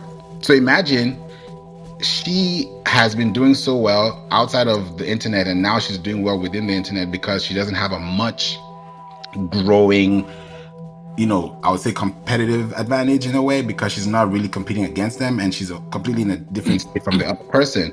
So that just means that even if you're competing, you may be competing with somebody in your area, but it could be in a completely different industry or the same industry. So why I'm bringing that domain authority up and why I'm saying this is because you may think, oh, domain authority equals to traffic, to sales, to revenue. Yes, it does. But technically, it's not the only ranking factor. There are over 200 ranking factors, and I don't even want to start with half of them. So domain authority definitely is part of it. But the fact that this client, not even the client, the person that I got to audit, and he didn't even respond back because I was like, I mean, at this point, it's not my business. Because I said, hey, this is what's going on. I could see exactly what's wrong with it. But some people don't want to fix it. If it ain't broken, don't fix it. If it's broken, don't fix it. That's fine. It's not my place, but I'll tell you what I see. And JL says, what company? I'm not going to put the company out there on blast because I want to protect I don't know what I'm protecting, but it's just not the way it's supposed to be. Because I feel like if you were to have something so high like this, then it means that you're probably doing something different, or it could be black hat SEO or gray hat SEO, which is different. So I don't want to call the company out, but these are one of the case studies that I've seen that you can have a high domain authority and have completely no traffic. So I just want that to be mentioned and said so you don't think, oh, I got to have high domain authority. You don't have to, but you need it, because that's what's going to be one of the metrics that will support. And a good reason is because this person, the business, they don't have any blogs, they don't have any pages that are really strong. The website is built on WordPress, and you're getting all this amount of no traffic. It's really, really scary as well. So I think even Hidden said too that I saw, most people trying to dominate horizontal instead of vertical, which is true, right? If you're known for something, stand for something. If you're known for what you do, cover everything around what you do so that you don't have any room for other things to come in the way. You want to be competitive and have a comparative advantage as well. So these are the things to consider and look at. Don't just overglaze them or overlook at them, but you want to have that within your setup. My domain authority, playinc.online, is at a 47. That's my domain authority. And every year I did the numbers. I actually did some math on this. On average, every year, your domain is supposed to increase by, at the very least, if you're doing really well with your domain within 52 weeks in a calendar year, you want to have at least 7 points, because your domain authority can grow 7 points. So if it's growing 7 points, and let's say you bought your domain today, by this time next year it's at a 7, the next year it's at a 14, it's not going to move unless you move. It can be 7 for 5 years straight because you haven't done anything to it. Even though you've played around with the website, you've changed things, but technically wise, if it hasn't been configured for internet service response, or I can say feedback loops, then it's going to be hard to scale that out. Hidden says too, they're probably using PBNs. Yeah, I feel that too. And I mentioned it to him. He wasn't happy, but I said, hey man, if this is how you're making business, I don't know. At some point, it's gonna crack, and it's just a time bomb at this point. But it's not my place to say anything. I'm just gonna tell you what I see because I'm just here to help. I always say that because at the end of the day, it's your domain, it's your server, it's your hosting, it's your business, and I have no say at all in what you do with your business. But I see what I see, and that's what the algorithm sees too. So I wanted to just highlight that. So Lancernaut, you're fine. You're good. You're definitely So good. What's up, Alfonso? I have a curiosity. Sorry that I pop up, because I new in Clubhouse. I think here don't have like you put your hand to talk, ask permission to talk. So my question is, I'm seeing that you go after the client. You know, when you see the lack of authority or something that you can improve or help with the client in that matter, no? In through what channel you do that? Email, by phone? How you get in touch with that client in the United States? Great question. So these are things that I actually don't do them all the time. I don't even Mo knows me here, Lancelot Carol. I've been on Clubhouse for about 6 years now this November, and I don't do audits as much. I don't do website reviews as much. I'm like, for me, business wise, how we operate, it's attractive marketing. It's pull marketing. It's not push marketing. We don't even run ads within a year. If we're running ads, it's for clients. We don't even run ads for ourselves. So I use this opportunity to share what I see. And if I'm going to reach out to anyone, it's going to be through email, through phone, or through text.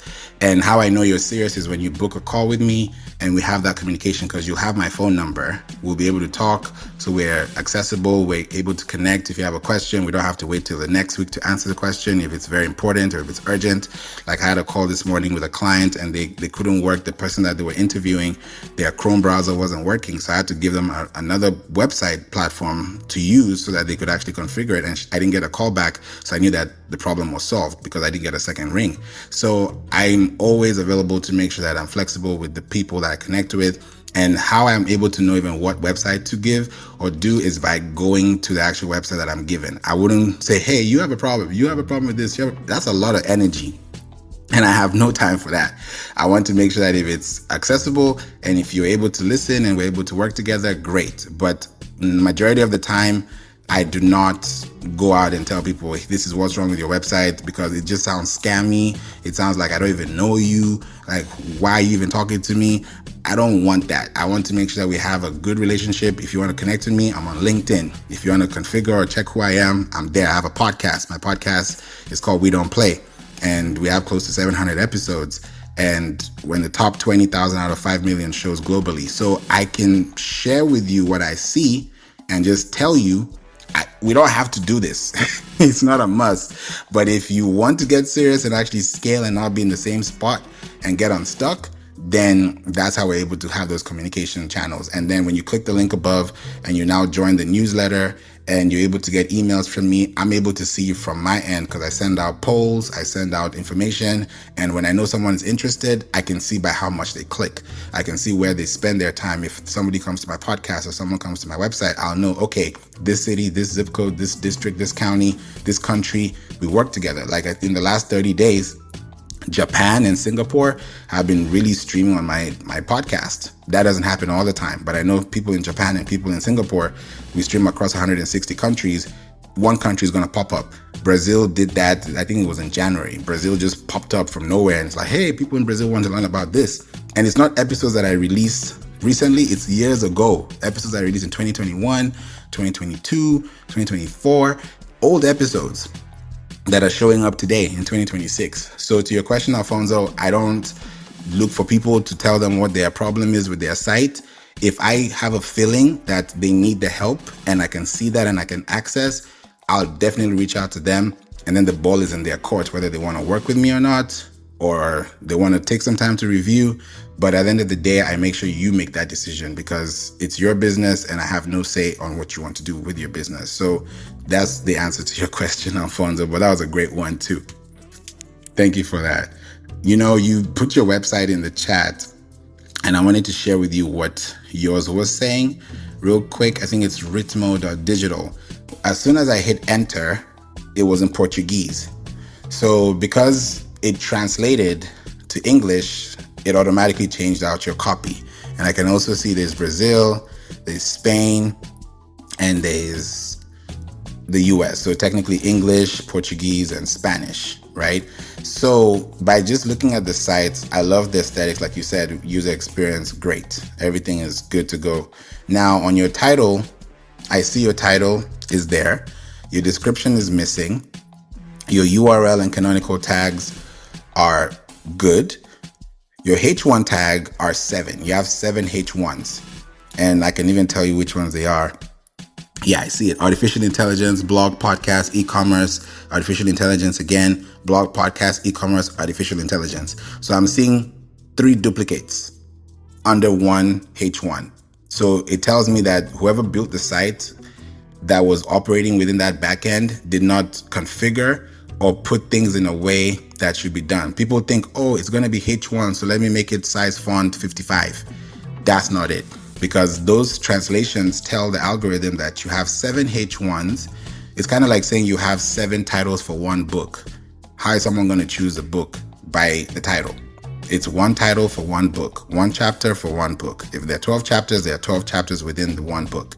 But if you have 7 titles or 7 names for one book, then it's going to be hard for people to address you or even know what it is. I can see artificial intelligence, blog, podcast, e-commerce, but that H1 tag would be stronger if you had more contextual information there. On the schema, I don't see any schema that's there. If I look at, let me just scroll down real quick before I say this. I don't see any social media. You may not be using it. You may be using it. I don't know. But if you are, it's not visible on your site. And I don't see any pixels. If you're using LinkedIn, if you have a company profile, I don't see any tags there. And then I can see your domain authorities at 9. And you have 9 organic traffic. You have about 2,000 backlinks. And you have 56 organic keywords, which has gone up by 6 within the last month. And you're ranking within Brazil and Angola. So just by me looking at this, going into your robots tag, I saw your robots text file because you're also on WordPress. There's some things I see there that need to be configured. So the website is great, beautiful, looking good, clickable, everything is solid. And people who just want to get help or just want to make a call, they don't care about all these technical stuff. They just want their answers, they want the results, and they want to make decisions. But when it comes to the technical setup so that you can get more people to ask you questions or more people to connect with you, then that's where that technical SEO comes into play. And that's what we're able to do. And then lastly, at the bottom of your site, it says all rights reserved 2023. I see this a lot with websites. Whenever your website tells me 2023 or before 2023 or even 2025, then it means that your website has not been touched or that position has not even been configured, because we're almost halfway through the year, and that is about 3 years out. So these are the things that make a big difference in how people connect with you online, because those little things go a long way. Just like in relationships, little things go a long way. Very little things. It may not be the big things that make the splash, but it's those little things that consistently keep happening that end up creating that splash. So wanted to just mention that, so that if you didn't know, now you know. But if you did know, then there you go. Alfonso, would love to hear your feedback on that too. Thanks for sharing your website with us. Awesome feedback, James. Yes, I made the website like almost like a business card. So in that moment that I made it, also I have a metal earth inside the website. I do it like with Mozilla, so it's very personalized because it was kind of open code. So that 3D avatar that you see in the website was inside of the the site and inside of the metaverse world where I made my meeting. So it was more for impress, was more like a business card. But it's not an excuse for the technical mistake. Sometimes we what we don't do with the client, we do with ourselves in this area. With a lot of people in this area, and it's my case. And in this week, I will optimize a lot things of the web, and it was awesome your feedback, because some things I didn't know it, because even that I check it because it's my website, but I don't when somebody else see it, sometimes see some mistakes I didn't see. So I will optimize this. I will have to put some things in place also. I will make a update for the services. I will make more clear the services, and I will change some things. And I'm in the website. I also always want to let something very technology, very something that the people say, "Wow, it's very nice." In that times was that man, the robot, the avatar and the metaverse. And here in Brazil, we use a lot of WhatsApp. So when you clicking on the WhatsApp, was a chatbot that you can talk and send audio and the answer with the voice or things like that. No? So this week I have to improve it again, and I'm thinking what I gonna do this technical things, let it more fast. Uh, I don't make marketing because I don't have the pixel, I only have the analytics, but I will make marketing. So I have to do all that technical things, as SEO also. So I will touch some things of the blog, also with automate some things with N8N in the blog, so I don't spend too much time in that. Because the things I write, I would write it in LinkedIn, for example. But I want to make SEO in that part. But I'm thinking something technological and innovation in the website. I like to show that. For sure, I will keep the metaverse, but in this moment, have another metaverse. If you guys can pick up, that is something for test, and it's not my own. It's for free. You can do it also. And have also this thing of the WhatsApp with artificial intelligence, but I want to do something else, something with innovation in the website. Maybe I do something in artificial intelligence like a conversational agent inside the website that can sell and show and move and make things inside the website in one page. I'm thinking, but I have to do that, maintain the equilibrium. I have to let all fast, very optimized, technically correct, but with the thing of innovation, without the site being heavy or extravagant or something like that. So thanks for your feedback, and I will touch all that. But I have one question. You see that the one thing I didn't understand because I don't have too much knowledge about that. The domain authority. You say that was 9. That's very bad. I think 9 from 10 or 9 from 100.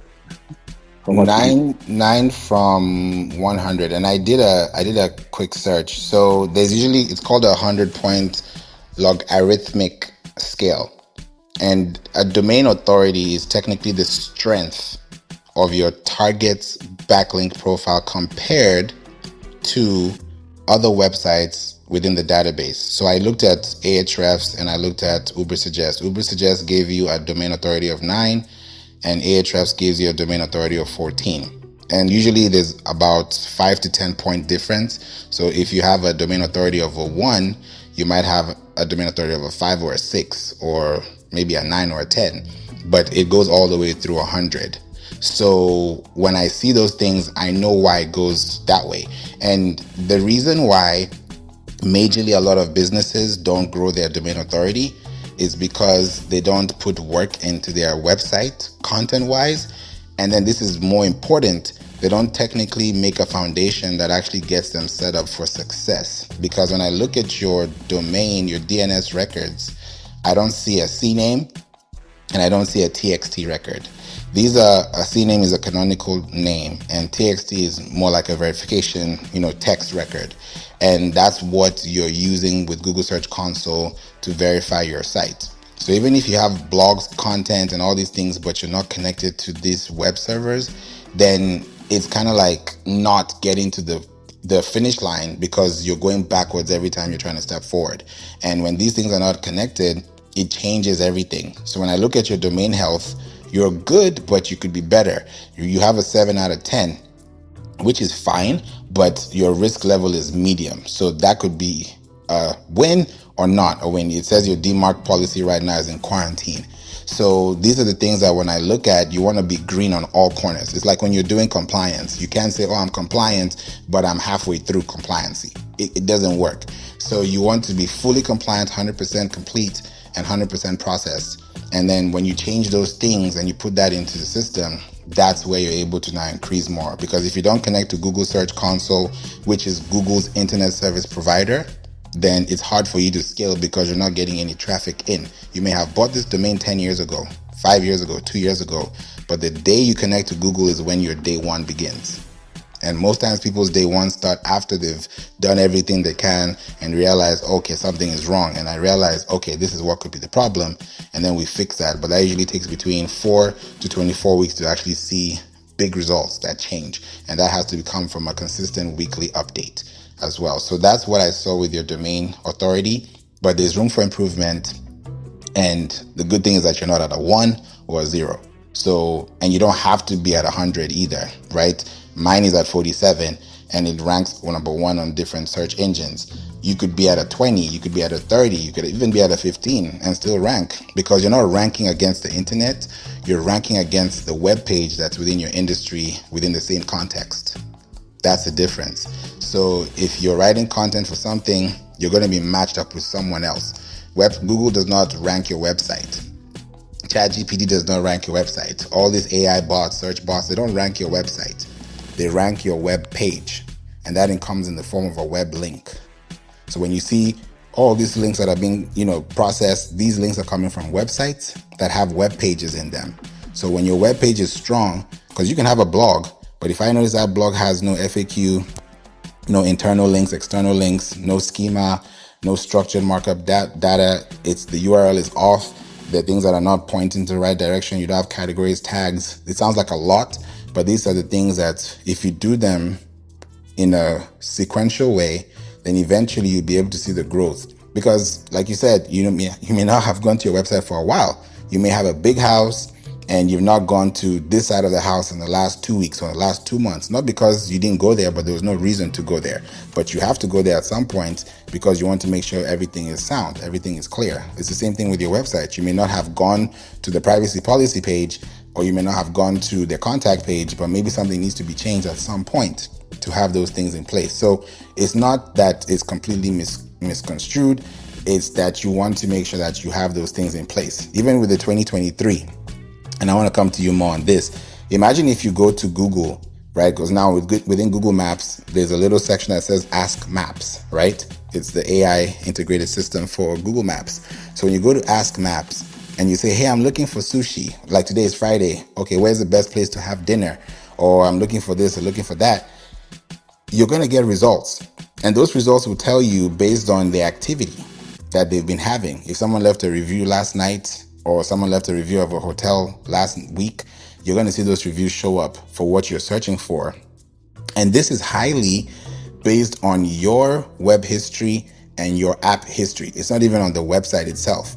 Because if you've been looking for golf, sports, Olympics, the World Cup is coming next month, you're searching for all these type of things. When Coca-Cola runs an ad on you and you start seeing a Coca-Cola ad on YouTube about the sports channel, then you know why you're there, because you've been talking about this or you've been seeing it and companies are already branded or affiliated with this type of partnerships. So the goal is to write content, to show up online, to be configured in a way so that you're not out of date. Because I don't think you would ever go to a restaurant that their last review was 5 years ago or 2 years ago. You want it to be 3 weeks ago, maybe 3 months if you're really taking it there. But if a restaurant is open daily, then you should expect to have daily reviews, or at least weekly reviews, if not one or more. So that's why it's very important to look into that. Mo, you said you said something. You said, for real, if I see 2023, then I'm out. I can't trust any of the information to be relevant and not obsolete. Let's talk about that. What are your thoughts on that? Yeah. I mean, especially because now it's kind of like cooking dinner a little bit, but I heard you say something like he had AI like 3 times on the page, right? Now, if there's AI like every 90 to 190 days, it's all brand new. It's refreshing that quick. And if you got your website says 2023 and you got AI on it, I can't believe any of that is still relevant. Right? It's old as dirt as far as technology wise. So that right there, for me, it's a huge credibility hit, right? So you definitely want to keep that updated, not only the information updated, but you definitely want at least 2026 on your website, right? Or even in your blog post titles. And I'll give you an example of that, right? For example, you got a blog post that says, how to win in AI, right? That's okay, but that was like 6 months ago, right? But if you have a blog post that says, this is how you win in AI in 2026, now instantly I know that's fresh, that's relevant, right? Or you could even say, hey, these are upcoming trends that are coming for Q3 2026 in AI, right? Like Google is about to change the game altogether and let you put AI agents, you can create AI agents in the search bar with Google coming up, right? They released something about that the other day, right? So that's the kind of things that you want to portray in your titles on your blog posts to make sure everybody knows that it's relevant and where it's from, right? So that's what I mean by that 2023 just wrecks all that. Exactly. And yeah, and I'll say this too quickly so I can hear your thoughts to Alfonso. If it's 2023, these are the two things coming to my mind. You could do it either way. Either way is practically okay. You can either say copyright original year through current year. So if let's say you got established in 1999, it should be copyright 1999-2026. Even GoDaddy does that, I believe. Or you could take out the other years and just use your current year. But using the current year would mean that every January 1st, there are some websites that automatically update by itself. That's another discussion for another day. But those are some things to keep in mind so that you don't have to remember in February, oh, I forgot to change this to 2027. No, these are things that should not even be in your checklist because they should be either automatically done or done prior because you actually have a rhythmic way of doing things. So I want to just highlight that as well. Alfonso, what are your thoughts? Thanks a lot for the feedback. Awesome feedback. Since I'm gonna do this, I was thinking in doing that a lot of times of improve, not that exactly, but improve the website a long time. But since I use it like a business card only, well, I focus in the visual. But yes, because when I work with some, that is a bad justification because even I work with some agencies and professionals that could look at that and yeah, but it's, and see that technical mistakes, even they know that they know my work. I can send portfolios. I don't do that with the client, for example. I'm very careful with the client, but my website is like I'm the thing. Because of that, I wanted to optimize it this week. This site was in Search Console. I don't know why it's out, but I have to check that also.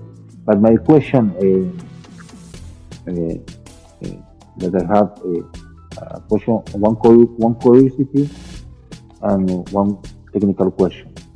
The curiosity is about the copyright. Google see that, and the question is that if you talk about the content, if I do content with AI with an agent, for example, to all the day put something for diverse topics with markdown, SEO, good SEO on the article.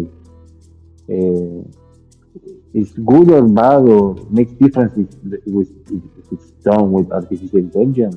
Make difference in the position of the site, so that it make difference for Google. If Google see the copyright date that in the footer, and it's like what you guys think for of doing content with AI. Google is like that, or don't make a difference. What do you think, guys? Good question. I'll start off with the scanning part. I even looked at GoDaddy.com. They have copyright 1999 through 2026. It's crazy I said that before I even looked at their site. So they have that there. Now, when you do that on page, because there's on page SEO, there are about 40 types of SEO plus. Now, on-page SEO is one of them, which is just what do people read on your site? What are they clicking on? And what does that say in the structure of the site entirely? Now, when you update your website, right, and you put in the 1996 or 2026 or whatever it is, when you hit publish, you're going to have and this is going to go into your second question, you're going to have something called last modified. The last modified is where AI picks the most information from. That's why if I go to Ask Maps or Ask ChatGPT and I'm saying, hey, I'm looking for the best restaurants or the best hotels or best sushi or best seafood or best steak, and I know that people have been visiting this place or they have 10,000 reviews, 100 reviews, however many reviews, that's going to be based on the last updated, the last modified. So if you're writing for AI, of course, you can use AI. A lot of people are using AI now, but Google has gone 10 steps ahead because in March, they had a spam update, which means if you have thin pages, if you have generic pages, if you have pages that are just automatically generated for AI purposes or from AI, it's easy to detect. It's getting easier now to detect. So you can use AI to write your content, great, but you want to enhance it so that you have that experience that someone can feel like, okay, this is not AI. This is somebody actually talking to me. This is actually a problem I'm solving, because there are pictures, there are infographics, there's data, there's statistics, there's FAQs, there are things that can support my statement, right? So that way you're able to use that. So anytime you update your web page, you're always going to have a last modified date. We had this problem with a client and they were literally Titanic. They were just sinking because when we started talking to them in February, they were losing so much traffic. And I was like, the reason why is because your oldest article, and I told him, your oldest article is about 2,500 days old. That's a lot of time. And that's what used to bring in the millions of traffic you had before. But there's something called content decay. So your content is decaying every time it goes out, because the lifespan of a blog is 24 months. That's 2 years. So if you've gone beyond 2 years without updating it once, which means you skipped a whole 52-week calendar twice, then it becomes obsolete, because now there are so many pages, there are billions of pages out there that are saying the same thing you're saying, that have more recency in its delivery than yours. So the goal is to have content that is updated and then use the technical setup on the back end to make sure that the robots, the user agents, and the search bots like Anthropic, Pedalbot, Cloudbot, Apple Intelligence, Siri, Alexa, Amazon bot, Cloudbot, Perplexity bot, GPT bot, there's also Google bot. All these bots are talking to each other to understand who are we going to give preeminence to, who are we going to give priority to. And all these things are going to come in the form of your website. So that's why I always say that don't just ignore these things, because eventually it might bite you in the future, and you don't want that bite.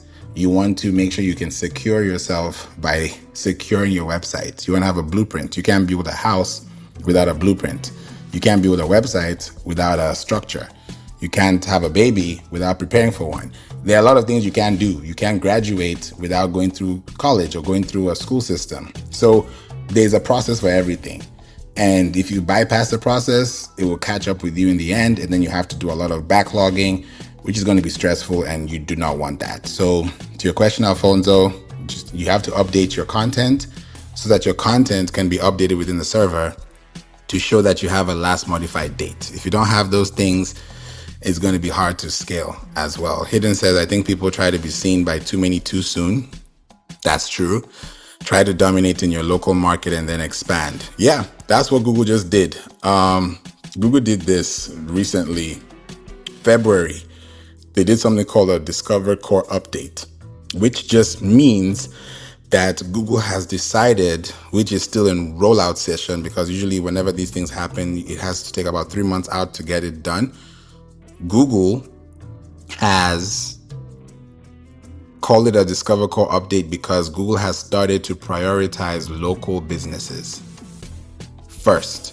Before you could just find anything online, but now they're going to prioritize you locally. So let's say you have a business and you're local, you want to have an address. Most people just have their address on their footer and it's not connected to any site. If somebody clicks on that contact page and I look at it and I see the address, am I going to have to look at your screen, go to the map, type in your name or type in your business name or your business address and then go to Google and start driving? It's just easier for me to click, and that way I'm able to get traffic, because those clicks you're getting on your site is also signals. If somebody does not click on your site, has come in and has left, you have a very high bounce rate. But if somebody has clicked through 2 pages per session and each session was, let's say, 30 seconds to 2 minutes, now you have a higher average, because now you're able to have more people coming in, because you have 2 types of visitors on your website. You have returning visitors and new visitors. So if you have more returning visitors over time, that I would say it actually improves your retention by having new visitors over time, then that's a good thing, because it also shows you who you're serving and why you're serving them too. So these are the very important things to handle and also look into as well. And they also had another update in May. Just not too long ago, Google has just announced their whole Google I/O. You can Google it or go to YouTube and you can see google.com looks completely different. It's no longer just a search bar. You can do a lot more in that homepage before you even go past that point. So when you look at these things and you consider them, you want to think about them long term. Welcome, Chioma. So you want to do these things consistently, actively, and responsively, so that you're not hurt in the long run. Because a lot of people use websites and use other platforms to say they have a website, when in actual fact, they're depending on third-party applications to sustain their business long term, which is not the way to do business at all. You can start like that, but you should not stay like that. 100%. Hidden says, like you said, if someone is looking for the best chicken wings in Houston, you want to be the person who AI and Google references and wherever they might look or search. Yeah, because if you're recommended by AI, people will trust you more. Why do they trust you more? Because the system that has been entrusted in other search engines has a pathway that results. So if Google trusts you, that means AI will trust you. If AI will trust you, that means the people that find you within these platforms will trust you too. The trust is mutual. It's not like, oh, I don't trust you, I trust you. I don't trust you, I trust you. That's not trust. That's mess. So you want to have those things in place so you don't have those things to worry about as well. Alfonso, you said you have one more question before we go. We've been here for I don't want to take this to 3 hours, but I know we've covered a lot. So what's the question, Alfonso, so we can address it? And if anyone has a question, now is the time to put it in the chat. Thanks very much for the time. Yes, I have to go to, but very interesting the feedback. So I will make 2 more questions. Even one that is the people talking in the chat. I was just I was thinking ask about that. I don't have location. I don't have a physical agency, and I travel a lot. Even I travel out of country, and even here in Brazil, of city, and even sometimes of neighborhood. I move a lot. So this thing of the geolocation, I think that's very important. I give some even it's good for SEO, and I see it in my clients. They get clients better, faster, give authority, and all that thing. My first question is, when you don't have a location, what I could do, what your opinion about that, and the choices that I have. And the second question is about the content. Well, I will improve my content in the blog with the feedbacks that you guys told me. But you guys think that have another type of content that they can put in the website for improving all senses, but also in authority and SEO? Good question. So the location part is pretty simple. Like for me too, I don't have a location of brick and mortar, but I can tell that Texas is where I get the most traffic when it comes to visibility. But that doesn't mean it's the only base of traffic either. It could be from California, from New York, from outside the country. I talked about Japan and Singapore a few minutes ago.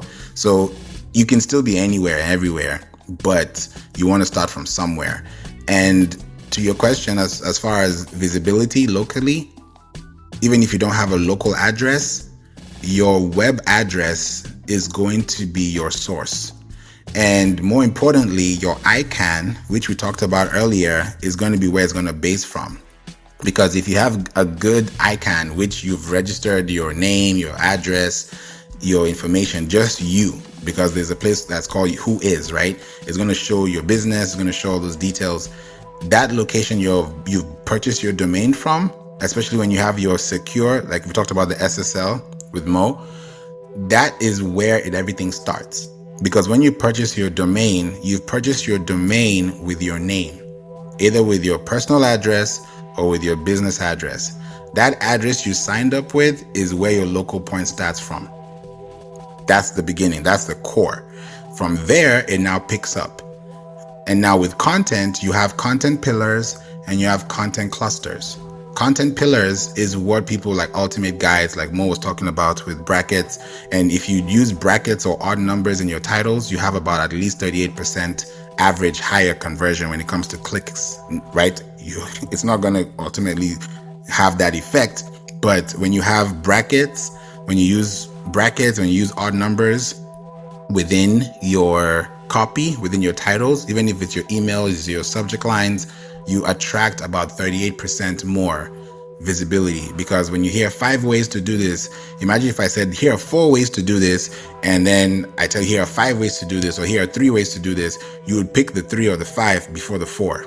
Not because the 4 is worse, but because by odd numbers, it makes more sense. Even when you go to the store, they're going to go to the produce section. You say, oh, tomatoes, 89 cents. Oh, potatoes, 57 cents. You're just seeing odd numbers without even realizing it, because psychologically, it's been a way to program in a way that you can actually connect. When they say it's $3.99, that 99 is an odd number. It doesn't say 300. It doesn't say 322. So the odd number is a big deal. Don't just use it sparingly, but do it in a way that actually helps someone. 5 ways to prepare if you're a first-time home buyer. 10 steps to take, plus here's a bonus. That's 11. People are curious, and you don't want to kill that curiosity. You want to keep that momentum going. So that's how you can be able to do that with your business. And those are 2 really good questions. Thank you, Alfonso. Did that help? A lot. Or even I have to say before I go that I'm new in Clubhouse. Here in Brazil, in Latin America, we don't have, we use Clubhouse, but I discovered this Clubhouse, and it's amazing the type of content I have, because it's such a place that you have this kind of talks about technology is very hard, especially in Spanish and Portuguese. Because I have to admit that we here in Latin America, Brazil, we have excellent professionals. But when we enter in this thing of the teaching, learning, debate in these places, we don't have a place. And it's amazing the clubhouse and this how I say this place, this house, this chat house is very good, and I appreciate the feedback. Okay, thank you very much. You're welcome. You're welcome. Thank you so much. This was great. I'm glad we covered this. I felt like it was the right time to bring this up. I don't always do audits, reviews of websites, but when I do, I like to make sure that you can see what I'm seeing and we can talk about it. I'll definitely bring this up again. I don't know when, but here in the Marketing Club, if you have a pink ticket, please at the very top, you'll see the Marketing Club. Please click on it and join the house. I'm one of the leaders here. I've been active here since 2021. We have 354,000 members here. So we connect with a lot of people globally. So I like to always make sure I'm here to serve, to help, to give you instructions, ideas, learn from you, also understand things, concepts, because I don't know everything. I definitely do not know everything. So I want to make sure I can pour into you what I have so that you can equally do the same and we can actually connect together. So these were great insights that we're able to share. Before we go, I want to start off with you, Diane, ladies first, and Lancernaut. What are your takeaways? What, even if it's one, what would that takeaway be? We'll start off with Diane, then go to Lancernaut, and then Mo, and then Alfonso. I've enjoyed this session, and I just know that I really know now the power of having this website, but I need to activate that. And I'm looking forward to talking with you further to help me do that. Thank you, Diane. Looking forward to it too. Lancernaut?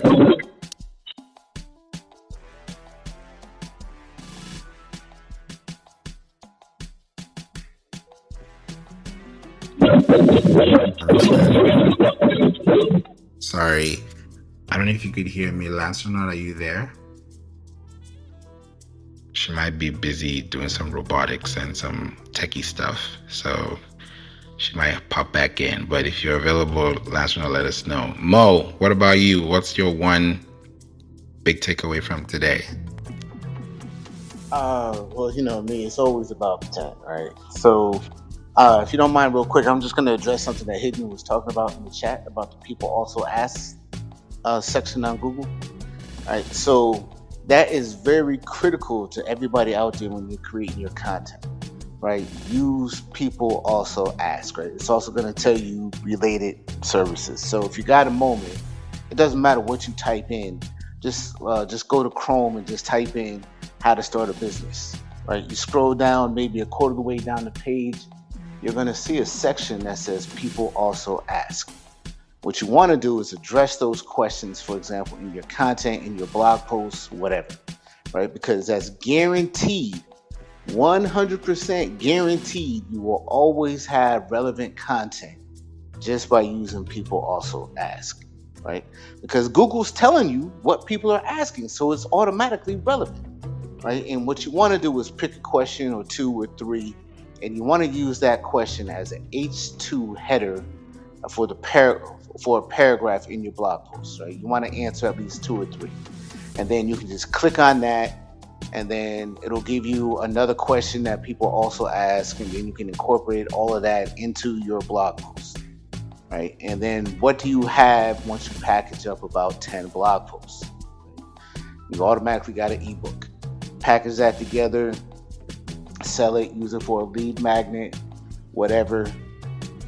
And then you just keep refreshing it, right? Just keep going. So people also ask, you can also go to another site, Answer the Public, to get the questions that people are searching for across all different search engines. But use that extensively, right? This is what professional content creators use. Use that extensively to level up your content, help you shoot up the rankings, and beat your competition. Right. I mean, there's other tricks I could tell you too, but we don't have time. But I'll just leave it there. Favour, thanks for giving me the stage, brother. Always. Thank you so much, Mo. Appreciate you. And also, Hidden, thank you for sharing that with us as well too in the chat. It's true, 100%. People also ask is one of the best places to put that into your site, because when you become the answer to the question, and now you become the first respondent, then people trust you because you were trusted by Google first, or by the search engines first. So it's important to look into these things and not just neglect them, and answer them. And if you answer those questions, put them within 2 to 3 paragraphs per sentence, and you're good. But that's not going to change everything. It requires consistency. It requires discipline. It requires repurposing. It requires all these things to play, so that it's not just, okay, I did it and that's done. No, if you did it, then can you test it? Test the theory, because everything is going to be in testing. You can't just say it, set it, and forget it.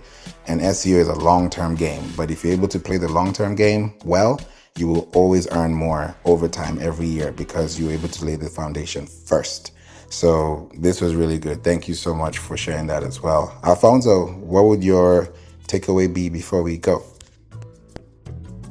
Well, for me, for sure, is that the basics are the most important thing. Sometimes we go forward, and we forget the basics and the base, and that is you when you forget the basics, you go no matter how forward you go, you have to then go back. Sometimes even start from zero. So that is important. I take that, and that is always important to be updated and relearn, because I knew I know I have knowledge from CEO and from another things, but sometimes when you enter and you start to listen again about the things, you remember how important the things are. And in this case, I take take away from this chat that the basics are always the most important. Thank you, Alfonso. Yeah, the basics are so important. It's always good to go back to the basics and learn and pick up from those positions so that you can get more information out there for yourself. So thank you all so much for being here. It's been exciting. Thank you, Mo. Thank you, Lancernaut. Thank you, Diane, Alfonso, Johanna, Chris, Hidden, Luan, Xavier, JL, Dr. Patricia, Terry. Thank you so much for being unconditional. I see you, Gaki, Oheneba, Neoki, Ekemini, Asante, Sylvester, Omar, Slime, Molly, AJ Pro 2, April as well. Thanks for being here. I appreciate you guys. I hope you learned something new. Please click this link above, save this in your browser, come back, listen to the replay, or if you want this information firsthand and you want to connect with me and also hear me speak whenever I'm on the platform, just click on my face. To the right, you're going to see 3 dots. Turn the notification settings to always. So when I'm speaking, you can always hear me speak, and then we can have conversations like this. But until we meet again, have a blessed weekend. Enjoy yourselves. Stay blessed, stay hydrated, and stay up. Stay warm too. And I'll see you guys in the next room. Bye for now. Welcome to season 13, where you listen, you live, you learn, and you earn. A lot of information is always given on this show. So we're in the 13th season. God has brought us so far, and I just want to thank God for the opportunity to connect with you today on a such quiet, calm space like this. So thank you for listening. Know that Jesus loves you, and know that you can always connect with me on the We Don't Play Podcast show. More specifically, go to wedon'tplaypodcast.com, or you can go to playinc.online. That is PLAYINC.online, and get in touch with me. Let's get on a call. Let's talk. Let's focus on SEO for 2026 and beyond. So until we meet in the next episode, God bless you. Jesus loves you. Stay hydrated, stay safe, and stay blessed, and stay tuned. Bye for now.